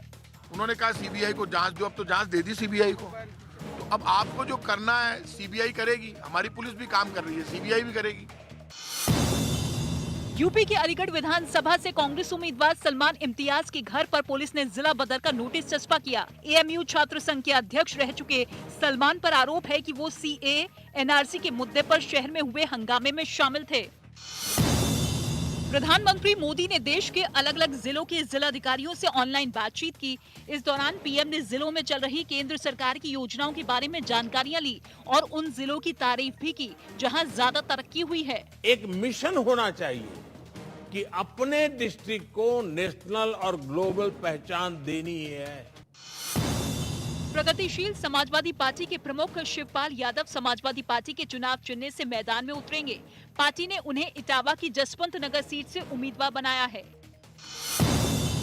दिल्ली बीजेपी अध्यक्ष आदेश गुप्ता ने उपराज्यपाल को एक चिट्ठी लिखी जिसमें उन्होंने दिल्ली से वीकेंड कर्फ्यू हटाने की मांग की। छत्तीसगढ़ की राजधानी रायपुर में अपनी मांग पूरी कराने के लिए धरने पर बैठे किसानों ने राज्य सरकार की चिंता बढ़ा दी। दरअसल किसान बीते 20 दिनों से कई मांगों को पूरा कराने के लिए आंदोलन कर रहे हैं, जिनका आरोप है कि सरकार ने नया रायपुर बसाने के लिए उनकी जमीन तो ले ली, लेकिन बदले में मुआवजे और रोजगार का अपना वादा नहीं निभाया। बहुत बड़े षड्यंत्र कर रहे थे, ब्रिटिश शासन कम नहीं है। नया रायपुर बीजेपी की सरकार के वक्त बसाया गया और 2018 में सत्ता में कांग्रेस आ गई, जिसके बाद कांग्रेस इसे बीजेपी की वादा खिलाफी बताती नजर आई। साथ ही उसने ये दावा किया कि प्रदर्शन कर रहे लोग खुद ही इस समस्या से निजात नहीं पाना चाहते। प्रधानमंत्री मोदी ने इंडिया गेट पर नेताजी सुभाष चंद्र बोस की होलोग्राम प्रतिमा का अनावरण किया। कहा, देश पुरानी गलतियों को अब सुधार रहा है। मुख्यमंत्री योगी आदित्यनाथ ने की गाजियाबाद में डोर टू डोर कैंपेन की शुरुआत। अखिलेश के फ्री बिजली के वादे पर किया पलटवार। कहा, जिस सरकार में पहले बिजली नहीं आती थी वो फ्री बिजली कैसे देंगे।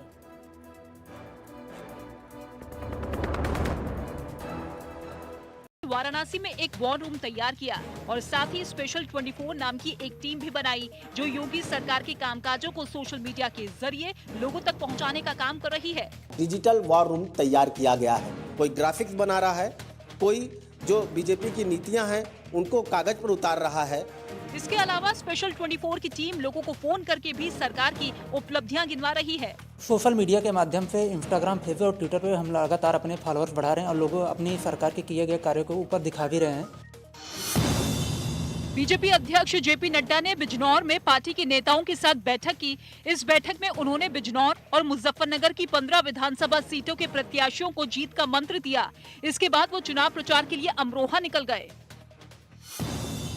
महाराष्ट्र के नागपुर में एक आदमी अपनी पत्नी के चेहरे पर तेजाब फेंककर फरार हो गया, जिससे वो महिला बुरी तरह झुलस गई। बताया गया है कि पिछले कुछ दिनों से पति पत्नी के बीच झगड़ा चल रहा था। चुनाव आयोग ने फिरोजाबाद, बरेली और कानपुर के जिलाधिकारियों को हटा दिया, जबकि कौशाम्बी और फिरोजाबाद के एसपी को भी बदल दिया गया। कांग्रेस महासचिव प्रियंका गांधी ने यूपी में सीएम के चेहरे वाले बयान से यू टर्न ले लिया, जिस पर सियासी पारा चढ़ गया। ये नहीं कह रही हूँ कि मैं ही हूँ चेहरा, तो मैंने थोड़ा चिढ़ के कह दिया। जबकि एक दिन पहले यूपी में कांग्रेस की ओर से सीएम पद के चेहरे पर पूछे सवाल के जवाब में उन्होंने अपना नाम लिया था। आपको किसी और का चेहरा दिख रहा है? दिख तो रहा है ना सब जगह मेरा चेहरा। वहीं अपने बयान पर प्रियंका के इस यू टर्न के बहाने बीजेपी ने यूपी चुनाव में कांग्रेस के अभियान पर ही सवाल उठा दिए। खुद ही उससे पलट कर गई तो साफ है मैं लड़की हूँ, मैं लड़ सकती हूँ, नारा उनका खोखला है। पूर्व प्रधानमंत्री एचडी देवेगौड़ा की कोरोना रिपोर्ट पॉजिटिव आई। इसके बाद वो घर में क्वारंटीन हो गए। उत्तर प्रदेश में आखिरकार जेडीयू और बीजेपी के बीच गठबंधन नहीं हो सका, जिसके बाद जेडीयू ने 26 विधानसभा सीटों के लिए लिस्ट जारी की, जहां से वो अपने उम्मीदवार उतारेगी। भरोसा करके इतने लंबे समय तक इंतजार किया, लेकिन भारतीय जनता पार्टी की तरफ से कोई सकारात्मक जवाब नहीं आया। उत्तर प्रदेश की राजधानी लखनऊ से बीजेपी ने पिछले 5 सालों की उपलब्धियां जनता तक पहुंचाने के लिए 403 एलईडी रथों को रवाना किया। बताया गया कि इनमें लगे स्क्रीन की मदद से प्रदेश की हर विधानसभा सीट तक पार्टी अपनी बात पहुंचाएगी। बीजेपी प्रदेश कार्यालय में मौजूद हूं और यहां पर देखिए लगातार यहां पर 403 जो चुनावी रथ हैं वो यहां पर लगाए गए हैं। इस मौके पर मुख्यमंत्री योगी आदित्यनाथ के साथ केंद्रीय मंत्री अनुराग ठाकुर और प्रदेश अध्यक्ष स्वतंत्र देव सिंह ने इन रथों को हरी झंडी दिखाकर रवाना किया। हमने जो कहा सो करके दिखाया। हमने विकास सबका किया, लेकिन तुष्टीकरण के लिए कोई जगह नहीं। हालांकि इस प्रचार अभियान पर बीजेपी से समाजवादी पार्टी में शामिल हुए स्वामी प्रसाद मौर्य ने तंज कसा। उन्होंने दावा किया कि चुनाव में समाजवादी पार्टी बीजेपी पर भारी पड़ेगी। साइकिल घर घर में है, जन जन में है, हर गांव में है, इसलिए जब हर साइकिल निकल जाएगी तो उनका रेडी रथ अपने आप फेल हो जाएगा। टिकट न मिलने से नाराज चल रहे गोवा के पूर्व मुख्यमंत्री और बीजेपी के बड़े नेता लक्ष्मीकांत पार्सेकर ने पार्टी से इस्तीफा दे दिया। लक्ष्मीकांत पार्सेकर अपनी पुरानी सीट मांद्रेम से चुनाव लड़ना चाह रहे थे, लेकिन इस सीट पर बीजेपी ने मौजूदा विधायक दयानंद सोपते को अपना उम्मीदवार बनाया है। सोपते 2019 में कांग्रेस छोड़कर बीजेपी में शामिल हुए थे। केंद्रीय गृह मंत्री अमित शाह ने जम्मू कश्मीर के 20 जिलों में डिस्ट्रिक्ट गुड गवर्नेंस इंडेक्स को ऑनलाइन लॉन्च किया। बताया गया कि इसका मकसद जम्मू कश्मीर के विकास में पारदर्शिता लाना है। इस दौरान अमित शाह ने ये भी भरोसा दिया कि हालात सुधरने पर जम्मू कश्मीर को पूर्ण राज्य का दर्जा मिल जाएगा। ऐसे ही स्थिति सामान्य हो जाएगी, जम्मू कश्मीर को पूर्ण राज्य का दर्जा मिलेगा। आरजेडी नेता तेजस्वी यादव समाजवादी पार्टी के अध्यक्ष अखिलेश यादव के लिए यूपी चुनाव में प्रचार करेंगे। इसका ऐलान होते ही पटना में आरजेडी की ओर से होर्डिंग लगाकर बीजेपी पर हमला बोला गया। उत्तर प्रदेश में विधानसभा चुनाव हो रहा है, जिसमें आरजेडी खुद तो चुनाव मैदान में नहीं उतरेगी, लेकिन तेजस्वी यादव जो नेता प्रतिपक्ष हैं, आरजेडी के नेता हैं, वो अब अखिलेश यादव के लिए चुनाव प्रचार करेंगे।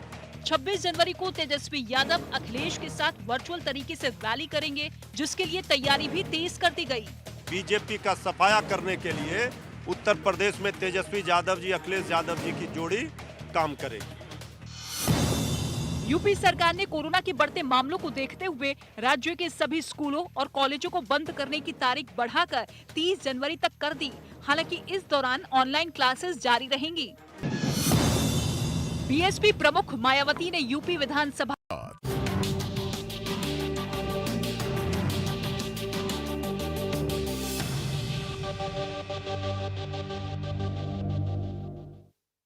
नमस्कार, आपके साथ मैं हूं सबीना तामंग देशमुख और आप देख रहे हैं पोस्टर।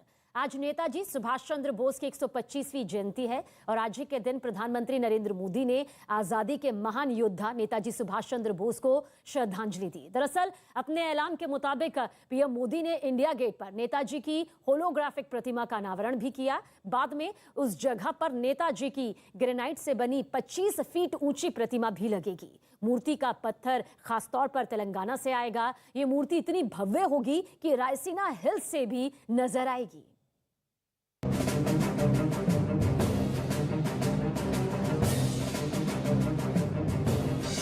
देश के सपूत को सच्ची श्रद्धांजलि। इंडिया गेट पर नेताजी की मूर्ति। पीएम मोदी ने किया होलोग्राफिक प्रतिमा का अनावरण। इंडिया गेट पर पराक्रमी बोस। नेताजी सुभाष चंद्र बोस, वो एक नाम, वो एक शख्सियत, वो एक आजादी के मत वाले, देश की आजादी में जिनके अमूल्य योगदान को कभी भूला नहीं जा सकता।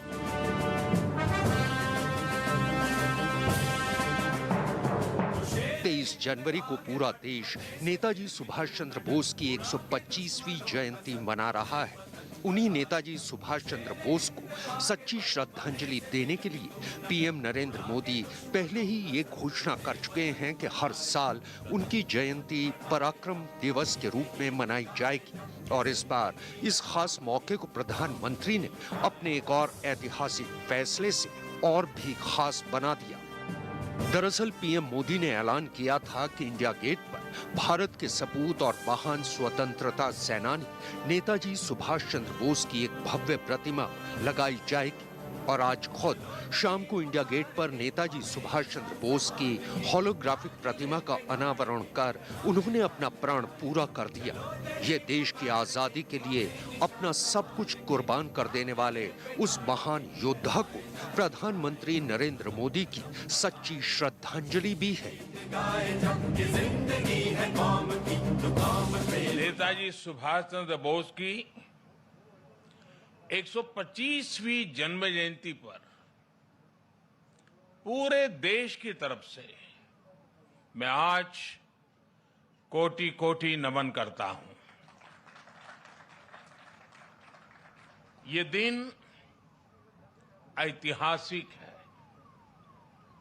ये कालखंड भी ऐतिहासिक है और ये स्थान जहां हम सभी एकत्रित हैं वो भी ऐतिहासिक है। भारत के लोकतंत्र की प्रतीक हमारी संसद पास में है, हमारी क्रियाशीलता और लोकनिष्ठा के प्रतीक अनेक भवन भी हमारे साथ पास में नजर आ रहे हैं, हमारे वीर शहीदों को समर्पित नेशनल वॉर मेमोरियल भी पास है। इन सब के आलोक में आज हम इंडिया गेट पर अमृत महोत्सव मना रहे हैं और नेताजी सुभाष चंद्र बोस को आदरपूर्वक श्रद्धांजलि दे रहे हैं। आधिकारिक सूत्रों के मुताबिक नेताजी की प्रतिमा ग्रेनाइट की बनी होगी। ये प्रतिमा 28 फुट ऊंची और 6 फुट चौड़ी होगी। जब तक ग्रेनाइट की प्रतिमा वहां लग नहीं जाती तब तक उस जगह पर नेताजी की होलोग्राम प्रतिमा लगी रहेगी। इस होलोग्राम प्रतिमा को 30,000 लुमेन 4K प्रोजेक्टर द्वारा संचालित किया जाएगा। इसके लिए एक 90% पारदर्शी अदृश्य हाईगेन होलोग्राफिक स्क्रीन को इस तरह लगाया गया है कि वो लोगों को नजर नहीं आएगी। इसी होलोग्राफिक स्क्रीन पर नेताजी की 3D तस्वीर लगाई जाएगी। नेताजी सुभाष जिन्होंने हमें स्वाधीन और संप्रभु भारत का विश्वास दिलाया था, जिन्होंने बड़े गर्व के साथ, बड़े आत्मविश्वास के साथ, बड़े साहस के साथ अंग्रेजी सत्ता के सामने कहा था, मैं स्वतंत्रता की भीख नहीं लूंगा, मैं स्वतंत्रता की भीख नहीं लूंगा, मैं इसे हासिल करूंगा। जिन्होंने भारत की धरती पर पहली आजाद सरकार को स्थापित किया था,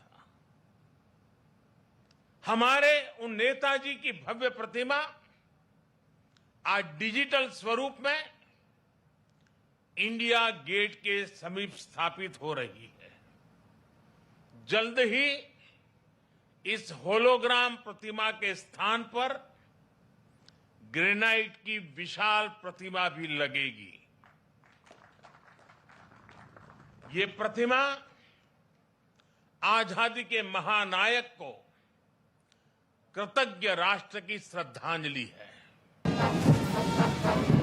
इस बार स्वतंत्र भारत के 75 साल के इतिहास में ये भी पहला मौका है कि इस बार गणतंत्र दिवस समारोह की शुरुआत 23 जनवरी यानी नेताजी की जयंती दिवस से ही की जा रही है।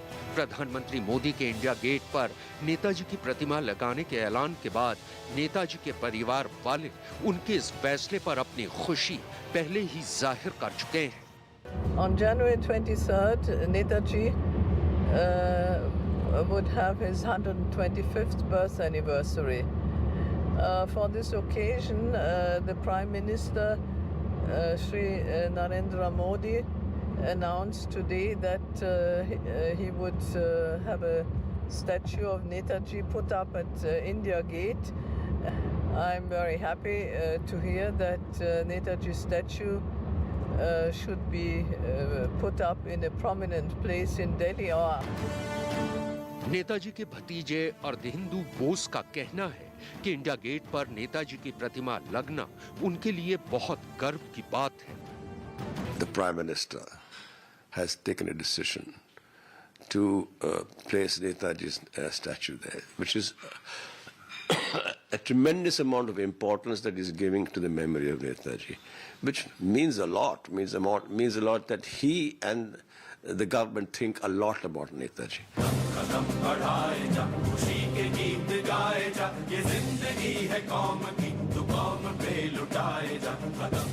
नेताजी की प्रतिमा उस मंडप में स्थापित की गई है जहां कभी किंग जॉर्ज पंचम की प्रतिमा थी। साल 1968 में किंग जॉर्ज पंचम की प्रतिमा को वहां से हटा दिया गया था। 23 जनवरी को खुद पीएम मोदी ने नेताजी सुभाष चंद्र बोस की होलोग्राफिक प्रतिमा का अनावरण किया। इसी दौरान प्रधानमंत्री मोदी ने साल 2019, 20 और 21 के लिए सुभाष चंद्र बोस आपदा प्रबंधन पुरस्कार के विजेताओं को एक समारोह में सम्मानित भी किया।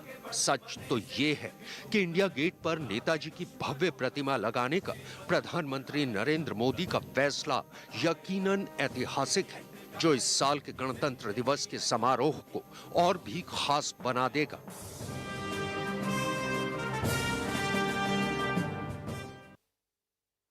तो अब से कुछ देर पहले प्रधानमंत्री नरेंद्र मोदी ने नेताजी सुभाष चंद्र बोस की होलोग्राम प्रतिमा का अनावरण किया। उसकी तस्वीर इस वक्त आपके सामने मौजूद है। इतिहास के सुनहरे पन्नों में आज का दिन दर्ज हो गया, कई मायनों में बेहद खास। आज के दिन नेताजी सुभाष चंद्र बोस का जन्म हुआ था। हर साल जयंती उनकी मनाई जाती है, लेकिन ये साल इसलिए खास हो चुका है क्योंकि इंडिया गेट पर प्रधानमंत्री नरेंद्र मोदी ने अब से कुछ देर पहले होलोग्राम प्रतिमा का अनावरण किया। हालांकि यहाँ पर ग्रेनाइट की प्रतिमा लगेगी जिसे पूरी शिद्दत के साथ तैयार किया जाएगा और जैसे ही वो तैयार होगी होलोग्राम प्रतिमा के बाद उसका जो अनावरण है वो भी सामने आएगा। लेकिन आज अब से कुछ देर पहले नेताजी सुभाष चंद्र बोस जिनकी 125वीं जयंती पूरा देश आज मना रहा है और इस खास मौके पर इंडिया गेट पर देखिए किस तरह से उनकी होलोग्राम प्रतिमा का अनावरण खुद प्रधानमंत्री नरेंद्र मोदी ने किया। और इसके बाद अपने संबोधन में ये भी कहा कि भारत माँ के वीर सपूत नेताजी सुभाष चंद्र बोस की 125वीं जयंती पर पूरे देश की तरफ से मैं उन्हें कोटि कोटि नमन करता हूँ।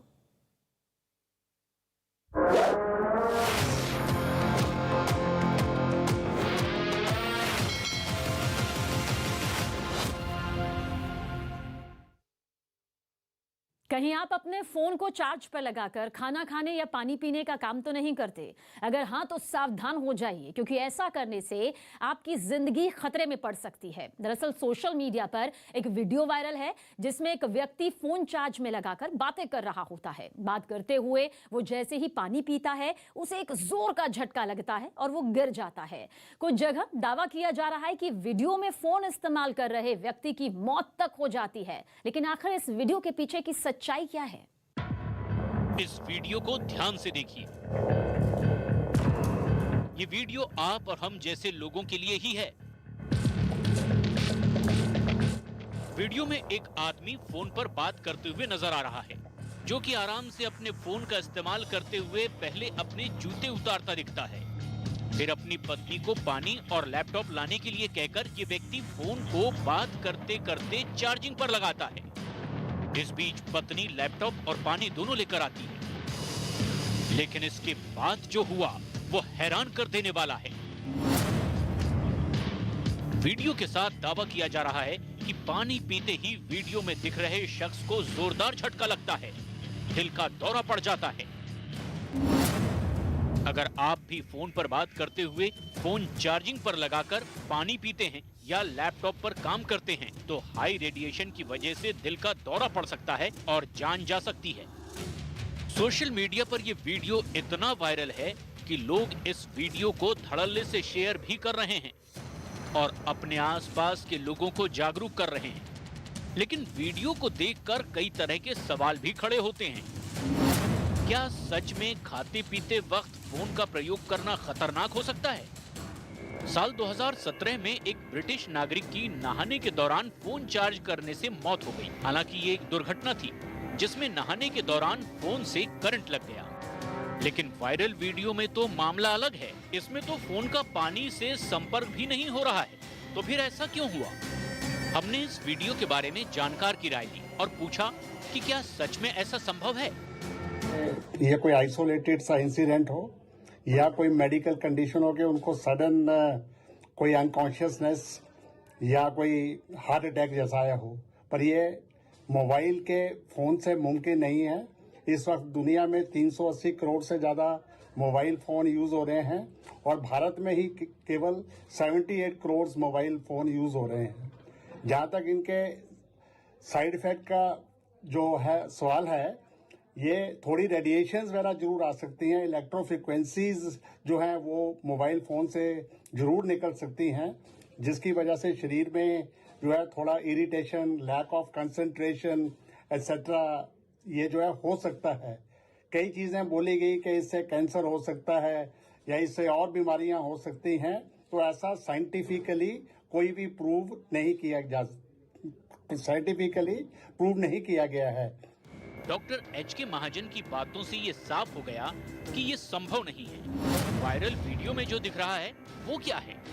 हमने वायरल वीडियो की पड़ताल शुरू की, जहां इसी से मिलता जुलता एक वीडियो हमारे हाथ लगा, जिसे संजना गलरानी नाम के एक पेज पर डाला गया है, जिसके साथ लिखा गया है,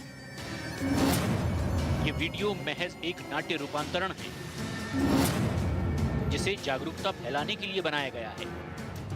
यानी ये एक स्क्रिप्टेड वीडियो है, यानी इसकी पटकथा पहले से ही लिखी गई थी और वीडियो में दिख रहे लोग एक्टिंग कर रहे हैं। लेकिन मोबाइल फोन का इस्तेमाल करते हुए कुछ बातों का ख्याल जरूर रखना चाहिए। क्योंकि फोन से इलेक्ट्रोमैग्नेटिक किरणें निकलती है, जो हमारी याददाश्त और सुनने की शक्ति पर बड़ा असर करती है। मोबाइल फोन से निकलने वाला रेडिएशन सेहत के लिए खतरनाक भी हो सकता है। इसीलिए जितना ज्यादा हो सके फोन को खुद से दूर रखें और चार्जिंग के दौरान मोबाइल पर बात ना करें, क्योंकि ऐसे वक्त मोबाइल से निकलने वाला रेडिएशन लेवल 10 गुना तक बढ़ जाता है। तो हमें मोबाइल फोन से बचना है, इसकी डिस्ट्रैक्शन से एक्सीडेंट्स वगैरह हो सकते हैं और बहुत देर तक भी जो है मोबाइल फोन इस्तेमाल नहीं करना है। इससे आंखों वगैरह पे या सुनने वगैरह में दुष्प्रभाव पड़ता है। बाकी और जो वीडियो में दिखाया गया है उसमें कोई मेरे हिसाब से सच्चाई नहीं है कि वो मोबाइल फोन के द्वारा या ड्यूरिंग चार्जिंग जो है ये हुआ है। सावधानी ही बचाव है और यही बात सोशल मीडिया पर वायरल हो रहे वीडियो से सीखने को मिलती है। न्यूज़ 18 इंडिया को ऐसी कोई खबर नहीं मिली जिसमें इस बात का जिक्र हो कि फोन चार्जिंग पर लगाकर बात करते हुए या पानी पीने से किसी को झटका लगा है। यानी जागरूकता फैलाने के मकसद से बनाए गए इस वीडियो का दावा भी गलत है। अफगानिस्तान में तालिबान के शासन में न सिर्फ महिला और अल्पसंख्यक अधिकारों पर गंभीर प्रतिबंध है, बल्कि यहां तक कि कपड़े पहनने के तरीके, आदतों और जीवन शैली पर भी अलग अलग तरह से पाबंदियां लगाई गई हैं, जिनमें टीवी देखना, गाने सुनना भी शामिल है। लेकिन क्या अब तालिबान अफगानिस्तान में मोबाइल फोन के प्रयोग पर प्रतिबंध लगाने वाला है? सोशल मीडिया पर एक वीडियो वायरल है जिसके साथ ठीक यही दावा किया जा रहा है। वीडियो में एक साथ हजारों फोन तोड़े और बर्बाद करते हुए देखे जा सकते हैं। क्या सच में अफगानिस्तान में अब फोन पर बात करने पर पाबंदी लगा दी गई है?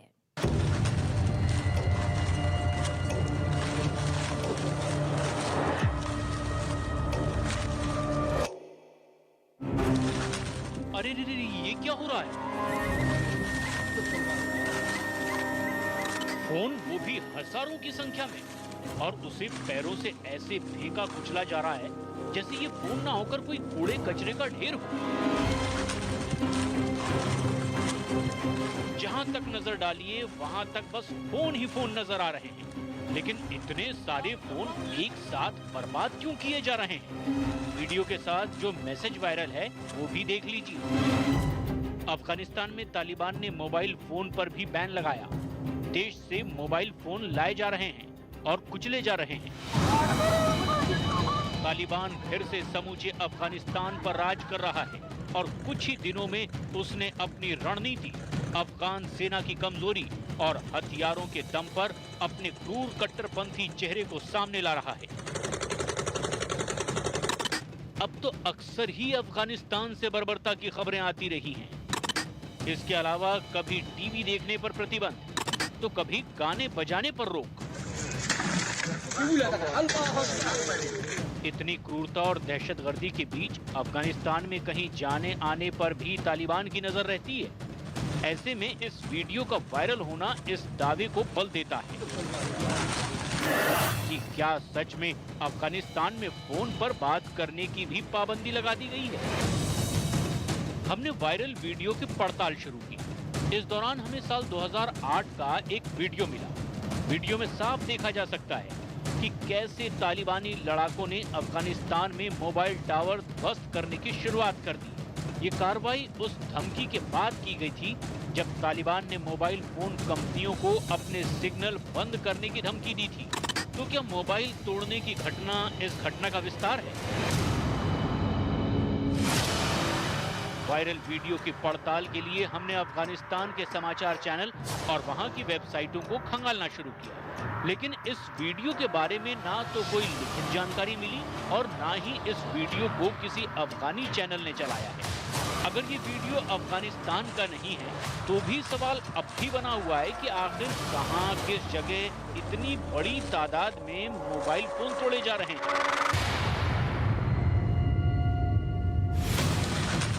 जिसके बाद हमने वीडियो को बेहद गौर से देखना शुरू किया। 22 सेकंड के इस वीडियो में जो लोग मोबाइल फोन तोड़ते दिख रहे हैं, उनके बाह पर एक झंडा नजर आता है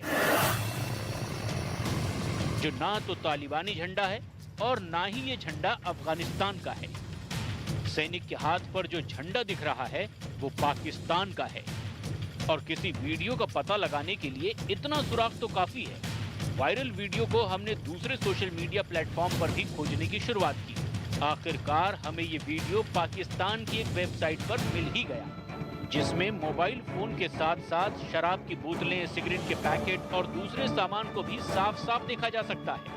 अब सवाल ये है कि आखिर इतना सामान जलाया क्यों जा रहा है? दरअसल ये सारा सामान तस्करी का है, जिसे बिना किसी कस्टम ड्यूटी चुकाए पाकिस्तान लाया गया। एक ब्लैक इकोनॉमी हमारे मुल्क में एक बड़ा मसला है। तो ब्लैक इकोनॉमी को छुपाने के लिए, अपनी ट्रांजैक्शन छुपाने के लिए स्मगलिंग होती है, जिसकी ज़्यादातर कैश डीलिंग होती है। जिन सामानों की होली जलाई गई उसे करीब 2 साल से इकट्ठा किया गया था। पाकिस्तानी रिपोर्ट्स की माने तो 29 दिसंबर 2021 को कराची शहर में कस्टम विभाग ने जिन सामानों को जलाया उसकी कीमत पाकिस्तानी करेंसी में 2.5 अरब रुपए है। इनमें मोबाइल फोन की संख्या 39,470 थी। साफ है जिन मोबाइल फोन को अफगानिस्तान का बताया जा रहा है वो वहां के हैं ही नहीं। वीडियो पाकिस्तान का है, जहां पाकिस्तान के कस्टम विभाग ने तस्करी करके लाए गए सामानों को आग के हवाले कर दिया। न्यूज़ 18 इंडिया की पड़ताल में वीडियो के साथ किया गया दावा गलत पाया गया।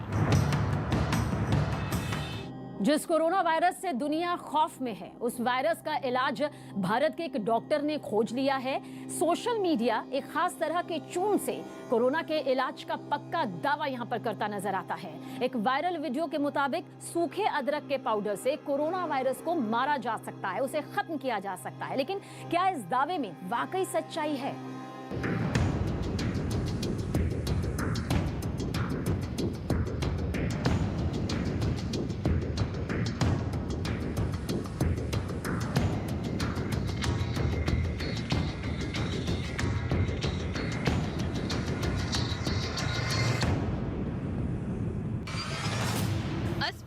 लगी भीड़ अब खत्म हो जाएगी। महामारी के खिलाफ अब एक नई दवाई। कोरोना पर सोंठ की शक्ति से होगा वार। सोंठ यानी सूखी अदरक, दावा किया जा रहा है कि ये कोरोना वायरस का खात्मा कर देगा। किचन में रखे सामान के इस्तेमाल से क्या क्या फायदे हैं, इस दावे को सोशल मीडिया पर वायरल हो रहे इस वीडियो के जरिए सुन लीजिए। I have been using this for more than 4-5 months and I have distributed about 1,000 packets of dried ginger, which is also called sont. It's ginger powder, to these people. What you have to do is you have to take a bit of this. Can you see this on my finger? Put it in your nostril, snort. Put it in the other nostril, snort. I do it every morning and evening. इस इससे क्या होगा, viral हो रहे video को आगे सुनिए। The reason is very scientific. Dried ginger is highly alkaline and it has a high pH value. When you took it inside, all the mucus and the infections which you have are all acidic and have low pH. They get killed instantly. As you know, the virus, COVID and other virus travels through the nostrils, through the mucus, into the throat, and then possibly onto the lungs. So from the nostrils itself where we ingest it, if we take care of it, we'll be perfectly fine. देश के सबसे सम्मानित chief physician doctor Jarir उदवादिया की प्रस्तुति। सूखे अदरक का powder लगभग हर किचन में मौजूद होता है, लेकिन ये कोरोना को मारने में रामबाण साबित होने वाला है, इसका अंदाजा तो नहीं था। और बस इतना करने से ही अगर सब ठीक हो जाएगा तो कोरोना की बेलगाम रफ्तार को रोकने में कारगर साबित हो सकता है। ऐसे में सवाल है कि सिर्फ सोंठ को सूंघने भर से कोरोना वायरस खत्म हो जाएगा। वायरल हो रहे वीडियो का आधार क्या है? वायरल वीडियो में जो सुझाव दिया जा रहा है उसे भारत सरकार ने मान्यता दी है। दावे की सच्चाई जानने के लिए हमने अपनी पड़ताल शुरू की। अपनी पड़ताल में हमने सबसे पहले वायरल पोस्ट में दी गई जानकारी के बारे में किए गए वैज्ञानिक रिसर्च देखे। हमें सूखे अदरक से वायरल इन्फेक्शन पर प्रभाव बताने वाला कोई भी चिकित्सीय शोध नहीं मिला। हालांकि एक प्रतिष्ठित विज्ञान पत्रिका में लिखा गया है कि अदरक और एक दूसरी दवा के मिश्रण से कुछ लोगों पर प्रभाव होता दिखाई दिया, लेकिन वो पूरी तरह से सकारात्मक नहीं है। हमने विशेषज्ञ से संपर्क कर इस दावे की सच्चाई जानने की कोशिश की। क्या सच में सूखा अदरक कोरोना को मार सकता है? ऐसा बिल्कुल नहीं है। अदरक में बहुत अच्छी प्रॉपर्टीज हैं, जैसे कि वो एंटी इंफ्लेमेटरी है, एंटी बैक्टीरियल है एंड इवन आपकी इम्यूनिटी को बूस्ट करता है, बट एक सर्टेन लेवल पे। बट इसका मतलब ये बिल्कुल भी नहीं है कि आप कोरोना वायरस से पूरी तरह से प्रोटेक्ट होंगे। अगर आपकी इम्यूनिटी अच्छी रहती है तो ये जरूर है कि आपको एक तरह का सर्टेन अमाउंट ऑफ प्रोटेक्शन मिलता है। साफ है, ऐसा है ही नहीं। पड़ताल के दौरान हमें विश्व स्वास्थ्य संगठन यानी WHO के कार्यकारी बोर्ड के अध्यक्ष पैट्रिक अमोस का एक ट्वीट भी मिला, जिसमें उन्होंने नींबू और अदरक से कोरोना के इलाज की खबरों को नकारा है। हमने कोविड के नए वेरिएंट ओमिक्रॉन संक्रमण को रोकने के लिए तरकीब बताने वाले शख्स के बारे में भी पड़ताल की। वायरल वीडियो के साथ chest physician doctor Zarir Udwadia का नाम लिखा गया है। हमने डॉक्टर जरीर के बारे में खोजना शुरू किया और पड़ताल की कि क्या सच में उन्होंने कोरोना के इलाज के लिए सोंठ के पैकेट बांटे हैं। I have been using this for more than 4-5 months and I have distributed about 1000 packets of dried ginger. Doctor Zarir Udwadia के बारे में खोजने पर हमें पता लगा कि डॉक्टर उदवाडिया मुंबई के जाने माने चिकित्सक और शोधकर्ता हैं। लेकिन जब हमने वायरल वीडियो में दिख रहे शख्स की तुलना डॉक्टर जरीर उदवाडिया की तस्वीरों से की तो पता चला कि वायरल वीडियो वाला इंसान डॉक्टर जरीर उदवाडिया है ही नहीं। हमें इंडियन मेडिकल एसोसिएशन की मुंबई शाखा की एक वेबिनार में डॉक्टर जरीर उदवाडिया का एक संबोधन भी मिला। संबोधन वाले वीडियो का भी हमने वायरल वीडियो से मिलान किया। वायरल वीडियो में मौजूद शख्स डॉक्टर उदवाडिया जैसा बिल्कुल नहीं दिख रहा है। In Delta, it was the only available antiviral drug, the only intravenous antiviral drug. It remains a very effective drug. कुल मिलाकर सूखे अदरक से कोविड का इलाज होने का दावा कर रहे शख्स का वीडियो इस झूठे दावे के साथ शेयर किया गया है कि ये व्यक्ति डॉक्टर जरीर उदवाडिया है। उनके नाम का इस्तेमाल चिकित्सा के बारे में गलत जानकारी फैलाने के लिए किया जा रहा है। साफ है, ना तो वायरल वीडियो वाला इंसान सच्चा है और ना ही उसका ये दावा। फल फ्रूट खाना सेहत के लिए फायदेमंद माना जाता है। गर्मियों में तो आम से लेकर खरबूजे तक की डिमांड काफी बढ़ जाती है। हो भी क्यों ना, खरबूजा गर्मियों में हम सभी को हाइड्रेटेड रखने में काफी मददगार साबित होता है। लेकिन आप खरबूजे कितने रुपए किलो में खरीदते हैं?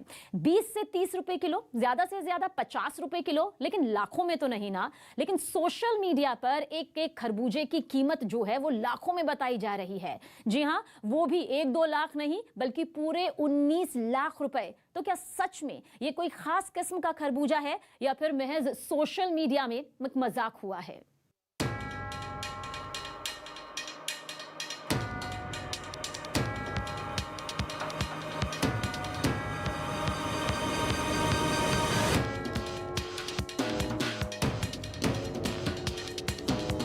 गर्मियों का स्वादिष्ट फल खरबूजा किसे पसंद नहीं होता।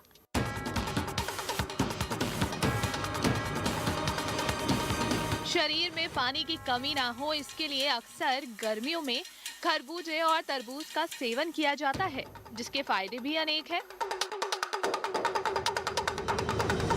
लेकिन ये खरबूजा, जिसे अंग्रेजी में मस्क मेलन भी कहते हैं, इसकी कीमत कितनी होती है?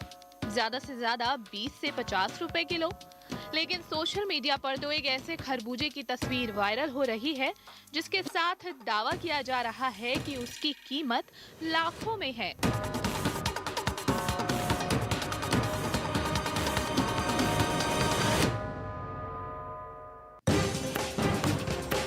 क्या 19 लाख रुपए का खरबूजा? बाप रे, खरबूजा है या सोने से बना कोई फल? इतना महंगा कोई कैसे खरीद सकता है भला?